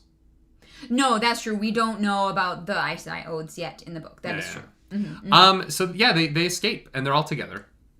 Yeah, thank God. And Moiraine's like, the boys are probably in Camelin, but they're definitely alive. We'll go find them. Yeah. I think we're gonna all reunite in the next, like, 2 chapters. I'm thinking chapter 41, 42. So immediately after where we ended. Yeah, like immediately after where we ended. I think that they gotta get back together because Rand, my boy. Rand. So we have 2 more chapters left to talk about. And the only character of note in them is Rand, right? There's no one else important. There's no one that's introduced in this that maybe should have been in the show or, like... Well, okay, the only person is, like, I mean... The Queen of Andor? No, I mean the next chapter. The last chapter, yes. But this next chapter, there's, like, this, like, scary beggar dude who literally chases Rand. Yeah, Padden Fane. Through the... No, is it Padden Fane? It's Padden Fane. Oh, I thought it was someone else. It has to be Padden Fane. Come on, right? He's the beggar that's been following them since Baerlon. He's the Darkfriend. He looks half crazed. I just would have thought that Rand would have recognized But he doesn't see him. No, he does. He comes towards him. No, he's coming towards him through the crowd, and Rand, like, flees. But he just kind of sees the shape, and, like, it has to be Padden Fane. I thought he, like, saw him. No. He's described as, like, seeing him, like, burst through the crowd and, like, getting away before. Yeah. Okay, He bursts through the crowd, and Rand says that he flees before they can make eye contact. Okay, because as soon as they mentioned that this person was in the city, I was like, oh, it's Padden Fane. But then I thought that Rand saw him and didn't recognize him, so I misread that. V-Drake, thank you for that super chat. He says, Book White Cloaks can't be proven to kill Aes Sedai. Valda doesn't go wear rings proving how many he's killed because then any Aes Sedai could attack him. Yeah, that makes sense. That part of the show didn't make sense to me. Oh, interesting. But that's fine. Yeah. Okay. Yeah. The show White Cloaks have... Anyway. Thank you for the super chat. You're right. Super chat. You're right. Yeah, it's totally Padden Fane. For some reason... It has to be Padden Fane, right? Because they set him up as in Whitebridge, he was there before the Fade. Yeah. They run into him in Baerlon and the Fade shows up. He is literally the, like, shadow that is following them. Yeah. And Rand gets away from him and is like, you know what I'm going to do? I'm going to climb a wall. This wall looks good. Because I guess he just still really wants to see Logain. And he sees it. He gets a good view. Yeah. Logain, just chilling, getting led into the palace. Logain, not described at all like the way he is in the show. No, he just kind of has, like, longer dark hair. No, I mean, like, the presence. Oh. Like, Logain... He's so far. Show Logain... No. But Show Logain is sitting crumpled because he's been gentled. Oh. Book Logain is standing like a king. Like, Rand literally describes him as being a king to his core. He's exactly where he wants to be. Yeah, and he's holding on. He's standing defiant above them, above the crowd. And I love the way Robert Jordan describes it as Logain is behaving as if people are there to celebrate him. Mm-hmm. And I was like, God damn, that's so... Yeah. That's rad. Yeah. That's such a cool way to describe a character. Like, to be chained, but, oh no, you're here for me. Yeah. And that's good. And like he almost is. Yeah, and so when he meets the queen and he's not been gentle yet, he puts some fear in her. She's scared of Logain. Yeah. And that's so interesting versus the Logain we get in the show where no one ever gets to see him at this power. Yeah. Everyone only sees the broken man in the cage. Yep.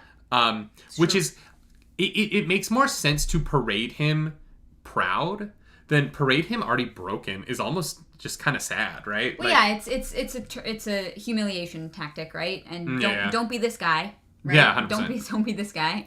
Scode, thank you so much for the super chat. I don't know who Bale Doman is. Did I miss that name? Bale, is that the innkeeper? No, that's Basil. Basil. Oh no, I just took the little thing off of my bookmark. Oh no, I'll sew it back on. Bale Doman. I don't know who Bale Doman is. I don't remember. Oh, the ship captain. Yeah, I do miss the ship captain. Oh yeah. He was great. Yeah, oh my god. Okay, we get it. Chat, we get it. It's the ship captain. Oh my god. There's a delay. Marisu says lesbian pirate. I don't think Bale was a woman. I'm pretty sure Bale was a man. I thought it was a guy. Yeah, I don't think he can be a lesbian. I've tried. Apparently I'm not allowed.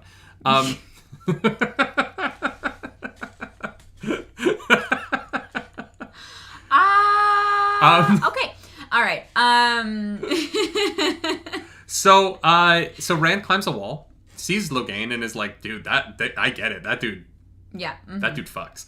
And then just as he's thinking that, a girl is like, yo, what's up? Oh, yeah. And then he falls, and then we get to our final chapter. And I'm so sad that moment's not in the show, where he's like, Rand ah! falling off of a freaking roof. I needed that. And then honestly. she just starts pulling healing items out of her. She's got a bag of holding where she's just like, oh yeah. He's like, where is this coming from? She is always ready. Literally, she is a Boy Scout. Yeah. She's 100% a Boy Scout. Like, just, yeah. She's like wearing like the nicest clothes you ever did see, but she's got all of her like healing stuff on her at the same time. Yeah. And we get to this chapter, and guys, I'm really glad we included it. Yes. So literally everyone was like, read chapter 40 this week. And I understand why, because chapter 40 really is the end of something. It's not the beginning of the next thing. Yeah. These two chapters are really one kind of thing. Yeah. And can we just talk about how awesome all of these characters are? I love them all so much. Like, all of them. Truly, every single person we meet, including, like, the captain of the guard, right? Like, all of them. So, it's Elaine? Yeah. Gowan. Galad. Yeah. Which is Galahad, Gawain... Elaine is not really, but Morgause. Yeah. More like literally like all the Arthurian legend names in this one freaking chapter. You guys remember Arthur's friend Gareth from Camelot? Yeah, best friends. Yeah. Best friends. Lan is Lancelot, probably. Lancelot. He pees his pants a lot. My name is Lancelot. I'm big and strong and hot. Yeah. First of all, Elaine is horny. Which apparently Rand has that effect on women. Yeah, but Elaine is horny in front of her brother, which is a choice. Mm-hmm. I don't get that horny in front of family. She's not... Okay, well... Her brother is uncomfortable at how deeply he knows she wants to fuck Rand. Like, he is literally like, Elaine, like, maybe not in the garden where people can see. Okay, alright. Fair. I loved it, but it was fun. Like... The whole dynamic of the three of them just had me, like, chuckling. Yeah. It's like, this chapter is fantastic. Also, Elaine is very quick to be like, you're my guest. You're my guest, yeah. Mm-hmm. You'll be staying in my room, in my bed, and there is a no pants policy. Yeah, literally. She trusts him immediately. He falls into the castle. And it's like, yeah, that checks out. Like, has no problems. Robert Jordan says the Arthurian legend is actually based on these characters. That checks. Yeah, it's the other way around. Yeah. Mm-hmm. Timey-wimey stuff. Thank you for that super chat, John. So Elaine is... I wish I was so handsome that people just trusted me immediately. My best friend has that. My best friend is so hot that people just immediately love him. And, like, I I'm not jealous of him. I'm like, I what does love that- him, but what does like that I'm a feel little like? jealous of him. Yeah, what does that feel like? Anyway, catch him on the CW's 4400, which comes back on Monday with new episodes. Nice plug. Nice plug. You're welcome. Oh God, it's one of those moments where I'm like, Elaine, like this is probably not the smartest thing, but like we know that Rand is a good person, so it's fine. Mm-hmm. But if this was from like Elaine's perspective, I'd be like, girl, what the hell are you doing? Yeah. Like she has no fear. Literally no fear. And same with Gowan. He doesn't care. He's like, yeah, we're fine. We're fine. Wait, people didn't know 40. Yeah, 40. It's like in the middle. It's been on the air since like September. Yeah. Yeah, they're in the middle of their season. Corey Jacoma is my best friend, and he so is one of the funny. stars of that show. So if you watch and you like it, tweet at him. Yeah, tweet Say, at him, please. Hey, Nerdy Nightly sent ya. Actually, just tweet at him anyway. I think it's Coco J Coco on Twitter. Just go tweet at him. Yeah. Go tweet at him. Tell him that he should come on the show. Yeah. He would be so confused. I love him so much, but fantasy's not his thing, and he would watch this and be like, I'm so sorry. confused. What? Yeah. Mm-hmm. What is a Taverin? Yeah. But I love that Elaine uses the excuse of like, oh yes, I need to get to know the common folk. Mm-hmm. Well, even though like we know that Rand does not know that the Two Rivers is part of the Queen's like realm. Like and the Queen is aware concept of that, which I think is really interesting. The Queen, Yeah. Morghese brings up, she's like, he doesn't know that he's our subject. A tax collector hasn't been to the two fields in 6 generations, and a Queensguard hasn't been there in 4. Yeah. And I was like, well, I mean, go collect your tax. Why are you leaving taxes on the table, girl? Send someone. Yeah, so they're just chatting up, and then the big old brother comes by to spoil everything, and is like, oh, who the hell is this? And like, there is a man who fell into your garden. With a sword. Like 100% fair. With a sword. With a sword. Yep. Yeah. And so Galad runs and tattles because he's a little bitch. And he brings the guard, and the guard is like... Tattles. The guard's pointing arrows at Rand, and Elaine is like... No. Like, but here's the thing. They both put themselves in front of him. No. Maybe Gowan is also like hots for Rand. But like just doesn't want to be like overt about it. It's Hashtag by panic. Yeah, 100%. And so they get... the Queen is like, no, I must see my daughter and this person. I don't know how the Queen knows about this already. I'm a little confused because the Queen should be busy. The Queen is like meeting Logain. Currently meeting Logain. I don't know. The timing of this is a little bit much. Mm-hmm. No, you know what it is? What? We don't know how long Rand was unconscious. So he knocks himself out. What? Yeah, he falls and knocks himself out. Oh, and I thought he blacked out for a second. No, but I'm saying we don't know how long it's been. So that might have been the time for the Queen to like see Logain and like come back. Right? I guess. Because I don't think the Queen went in and was like, oh yeah, cool, that's Logain. Dope, thanks. Cool, you know thanks. What I mean? Yeah. No, that's true. Okay, fair enough. Yeah, so he might have been out for a minute. He could have. That makes sense. Yeah, okay. So they get pulled before the Queen. Sarmaz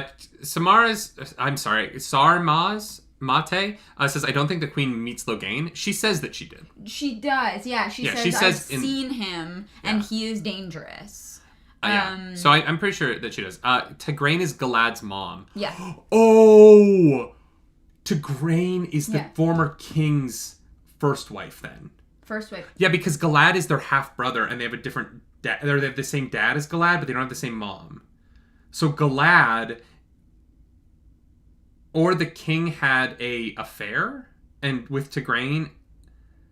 Wait, how did that work? No, so is Tigraine Morghese's sister? No. No, because Galad has the same dad as the two of them, as Gawain and. Read and find out. But Galad is their half brother. Yes, we know that Galad is their half-brother. Yeah. And we do know that Tigraine and Luke were... Yeah, same father, different mother. Right. Yeah. So then Tigraine... Oh, wow. I'm not... yeah. Mm-hmm, mm-hmm. Is Tom Marilyn their dad? No, there's no no way. Is Tom Marilyn the dad of all of these princes and princesses? Wait, you think Tigraine and Luke are brother and sister to... But, like, they say that, like, Luke went off to die, but what if Luke is Tom and they, like, he went off to die in the Blight? No, Luke is not Tom. No. Tom is not a prince. Galad, Gawain, and Elaine all have the same father. Okay, yeah, wait, I know. Wait. So is that Tom Marilyn? No. No. No, because he would have a nephew. That doesn't make any sense. No. So how old is Tigraine and Luke? Like when did Tigraine and Luke disappear? How old are they? We'll have to figure this out. I don't think we've met this person yet. What person? Their dad? Or... Oh, yeah. C-Sing says Basil knows Tom. If the town knows who Tom Marilyn is, so if he was the dad, everyone would know. That's true. That's true. There's no way. I think we need to move off this because I feel like we're going to get spoiled if we read the chat too much right now. But, like, I'm like, can we figure it out by the information that we've been given? That's just kind of where I'm kind of like... I just want to know who Morghese had Elaine and Gawain with. Like, I don't know who the dad is. No, we don't know who the dad is. And we don't know who the mom is. The mom? Rand's mom. There's a lot of we don't know who people's parents are. Oh, yeah, there's a lot of, like, questioning. Because we know from watching the show that it's an Aiel woman that gives birth on Dragonmount, right? Yeah. So who's that? No, we don't know. I don't think I don't think there's any royal Aiels, at least as far as we know. Yeah. Okay, we'll move on. So Morghese. Let's talk about how much I love Morghese. This is how you be a queen. You have informants, you have advisors, they tell you shit, and then you make your own choice. And I loved it. Yes. It was really well written, really well like executed. I loved that we were introduced to her Aes Sedai, who's in green, I think? Eleda, yeah. I think she was in green. Yeah, so she's a battle Aes Sedai, which is dope. She's a battle Aes Sedai. Based on what we know from the show. But I don't think she has we didn't see a warder. And then we meet the captain of the guard. No, but there are a bunch of men in the room. There are a bunch of men in the room. That's true. But like no one who's like dressed like Lan that like stood out. And then we meet the captain of the guard. Wait, and then... she's red? No, she's wearing green. But she's wearing green clothes. She's wearing green, so... Don't look up the name of the Aiel woman in the show. It will be a spoiler. Okay. Okay. But isn't she wearing green in the scene? Yeah. She's wearing green. I'll put it Aes Sedai do not wear their colors in the books. Oh. Okay. That was very misleading to me. The show, they're always dressed in the colors of their Aja, so I was very confused. Okay, yeah. I was like, she's green. She's a green Aes Sedai. Cool. Okay. Well, that was not apparent at all. No. I was like, oh, cool. The queen has a battle Aja. Like, that's dope as hell. But the queen has oh my god. This makes the stuff with Tom even more complicated, right? Because the queen's Aja, the queen's Aes Sedai is a red who is a gentler, and the whole beef between Tom and the queen has to do with gentling. Oh my god. Wow. Spicy. Okay. All right.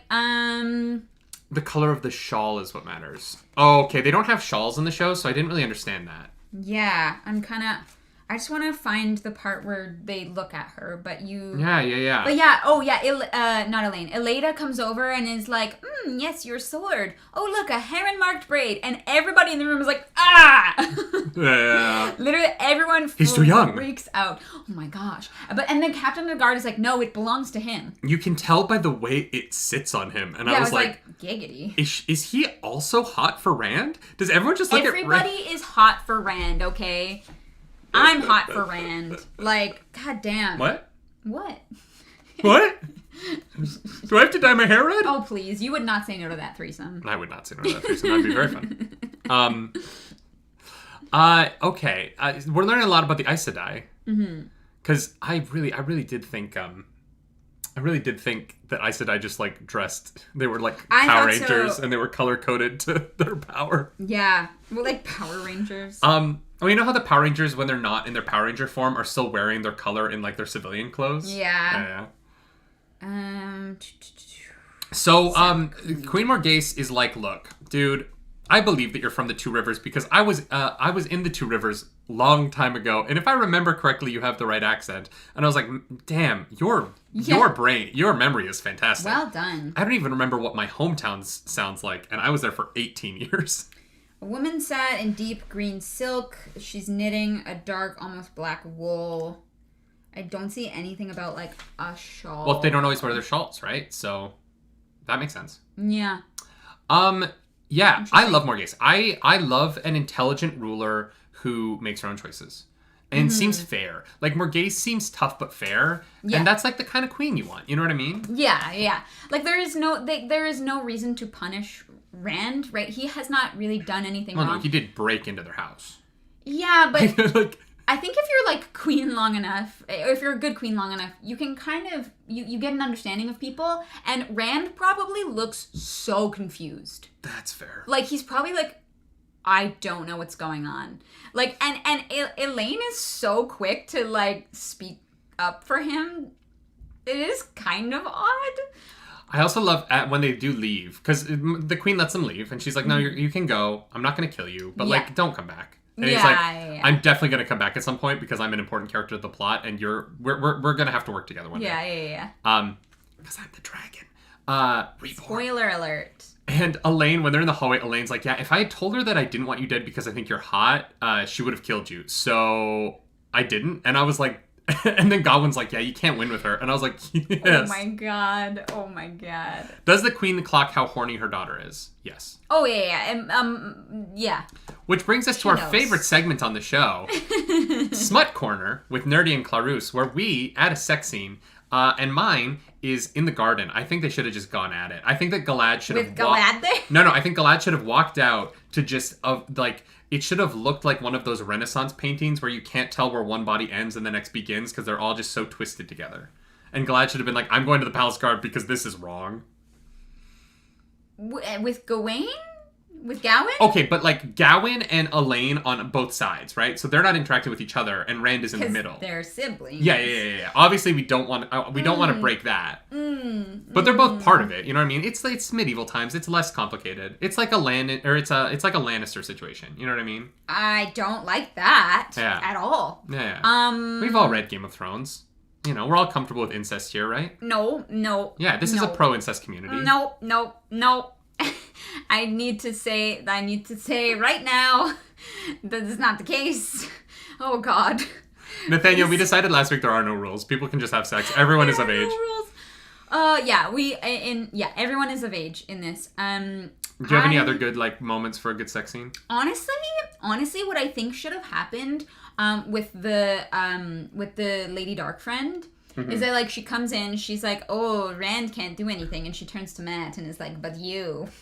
So basically you wanted it to be the same as the Peacekeeper, the end of the Peacekeeper episode we watched last night? Peacemaker? Yeah, I was like, Peacekeeper. Yeah, she should have been like, yes, Matt. Have sex with him and then turn into a weird monster and fight him? Yeah, exactly. Watch Peacemaker. It's very funny. Because then they could be like real like horny and like fucking, but like also have their daggers out and like fighting, and it's, you know. Jonathan O'Neill brings up the traveling people.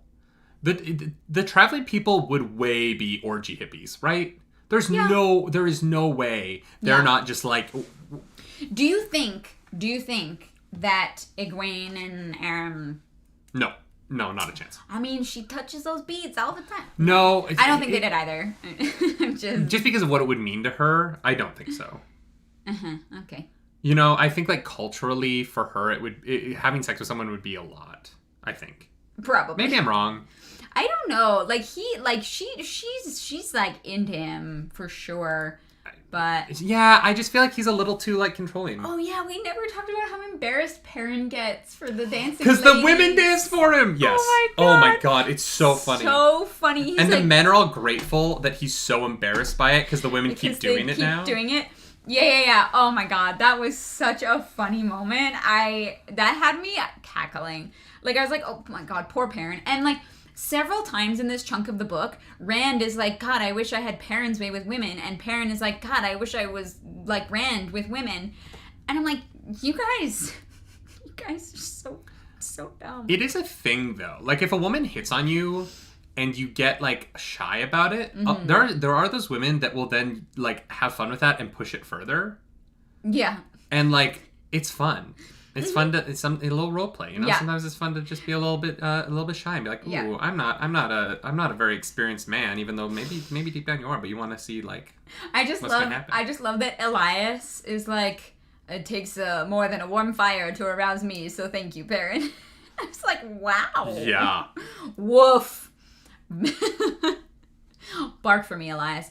Like, it was just such a weird, like, the fact that they kept doing it because Perrin is embarrassed was so funny to me. Yeah. It's like, yeah. Yeah, They everyone, never talk about his boner, but you know it's there. it is funny how all the women in this show are in this book are so horny, and all of the men are so chaste. They're so uncomfortable. Well, but even like Lan, like even the men that we meet who are like adult men are all very chaste. Like Lan feels very, very chaste, right?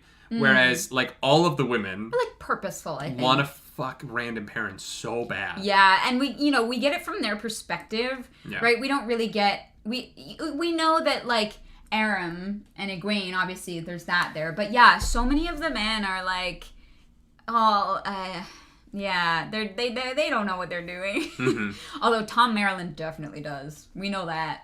Yeah. If he can satisfy the queen, Yeah. he knows what he's doing. Like Blinded Fool says, I'm certain several of the White Cloaks were fucked by the wolves. Does that count? No. They were ripped to shreds. Ripped to shreds. Yeah. Oh God, I can't. All right, let's get into the next segment of the show, which is high-low, because at my family's dinner table, at the end of the day, we would commiserate over each other's lows and celebrate each other's highs. And as always, we're going to do it in the same order. Clarissa is going to give her high, I'll give my low, she'll give her low, and I'll give my high. I have to say, this maybe feels too obvious, but I actually really loved chapter 40. Yeah. Mm-hmm. That, for me, was my favorite. Yeah. Yep, that was my favorite section. Although I do love that, like, Rand and Matt become traveling artists. Yeah. That, like, tickled me because, obviously, we do theater. But that last chapter... I loved Elaine, I loved Gowan, I loved Galad, and I loved Morgus. Like, I liked, like, everybody in that chapter was so fascinating. There was so many layers in there, and Rand's just in the middle of it, not knowing what the hell to do with himself. I loved it. That's my high. Okay. My low is tough, as always. These books are really good. It's tough to find something that I didn't love as much, but I think I will go to the Crow Chase. And just it was just a little, it felt like a little long and complicated. And I feel like that could have been simpler or described in a way that helped me, because I agree with you. Like, and the chaos of it helps set up how Perrin is feeling, but it was chaotic for a while. And that was the one thing that I was like, I get I get it.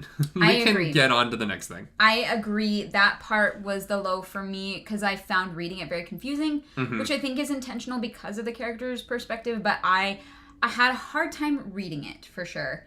Oh, also, Tathanisk, I thank you for the super chat. I actually wrote that down in my notes. Nobody tells us how to be men, we just are. And Ingrain says that's why you're so bad at it. And Elias laughs. Elias is just like, yeah. Yeah, Elias knows what's up. But that was beautiful for me. I enjoyed it. My high is actually something that Vincent said that we forgot, but we didn't forget. I just was saving it for my high. Oh. My high is Aleda. And Vincent, thank you. But this is my high of this whole section was Aleda straight up just goes to the court and is like, we're all fucked. Here's my prophecy. And this guy is at the center of it. And I was like, what? Mm-hmm. Wait, what? Mm-hmm. I was like, oh no. Because this is so different from Min's prediction, where Min is like, it's vague and like things can happen, but these are images I'm seeing. Whereas Aleda's like, so everything's gonna get real bad now. We screwed. Yeah. It's this guy right here. Yeah. And I was like, well, what the ham? Yeah, and it is a testament, I think, to Morghese that she doesn't just immediately kill him, right? Mm-hmm. You know. Well, I think that when you have that kind of power and when you have a close relationship with a seer like that, you probably know that the power of prophecy is dangerous. And Aleda doesn't say that Rand is going to bring about the darkness. He says that he's at the center of what is going on in the... You know what I mean? She's not like it's his fault. She's saying that he's going to be a part of it. And I think that that's really... I think that that is an important distinction, right? Because what she says is, I don't know if light comes out the other side. Yeah. I just know that there is darkness ahead, and he's at the center of it. And so there is as much a chance that Rand is the light's chance out of the darkness as he is the light's chance into the darkness, right? Yeah, for sure. I just wanted to say thank you to Claude, who said I would make a great Elise, or Elaine. Your tweet. Oh, Elaine, yeah. Elaine, yeah. You'd be great for Elaine. Thank you. Yeah. Thank you. I'm going to text my agent and tell her to get me on this show. I thought you were saying Aleda. I was like, you're too young. No, not Aleda. No. Because I like the description, the way Robert Jordan writes the description of her, where he's like, he thought that she was old, but then he couldn't tell. He couldn't tell, yeah. Which is, for an Aja, because they live longer than humans, because the one power keeps them alive longer, it is, for an Aes Sedai, it is interesting that, like, you wouldn't really know how old they are, because they would probably carry themselves like an older person, and have the world weariness of an older person, but look younger, and it would be confusing. Yeah. How you, like, hold yourself can really show your age. Yeah, absolutely. That was one of the problems I had with The Irishman, Martin Scorsese's movie, because they de-age Robert De Niro, and the de-aging looks fantastic when he's not moving. Yeah. But then when he walks, you're like, that's a 7-year-old man. Yeah. Because you can't, there's just something about, like, your physicality that is hard to hide. Especially, it's easier to look older because you can slow yourself down. It is harder to look younger because you can't, like, speed yourself up as easily. Yeah. And so I like this idea that, like, there's like a world weariness in their eyes. They've seen a lot more, but they look younger, so you can't really place where they're at. Yeah, for sure. Yeah. I'm sad that Elaine has already been cast, but thank you. Elaine has been cast? Yeah, apparently. It's the thought that counts. We should do an episode when we finish the book. We should do like a in our, like, full review, like. No, we should make a separate video. We'll go through. We'll do, like, a reaction to the casting for season 2. Oh, if those have been announced, that'll be fun. Yeah, that sounds fun. I like that. Ellen, stop saying names who haven't been introduced, please. Oh, yeah, guys, we love you tons, but yeah, no spoilers. If it's not a person that we know of, just save it. We're gonna be here for weeks. Also, so to everyone saying, don't you worry. Do this faster. We what can't. faster? The book club. They're like, we need more. Oh, I'm like, we literally more. can't. With everything we have going on at the same time. Maybe if this paid our bills, but we're not quite there yet. So we still have other jobs and stuff. Yes. As much as we love doing this, we have to put time to our other things. I appreciate the tweets, though. I do appreciate the tweets. Thank you. Also, keep tweeting at the Dusty Wheel. Let's get on the Dusty Wheel. Yeah, that would be so cool. If y'all want to tweet at the Dusty Wheel for us. Alicia Sorensen said, except she kept the part of about Rand to herself, whispering so no one else could hear. She had to actually say it, though, so she could tell Mordace the truth that she had said everything. Oh, I didn't know. Oh, Alicia, thank you for that. I did not notice that she had kept parts of it to herself. I missed that. I'll have to go back and give that a reread. Thank you. Yeah. Yeah, John, we're going to keep a steady pace because it's 14 books. I don't want to burn out on this because I'm really enjoying it. Yeah. Or 15 books. 15, because of the prequel. But and we read the prequel after number 8, right? Yes.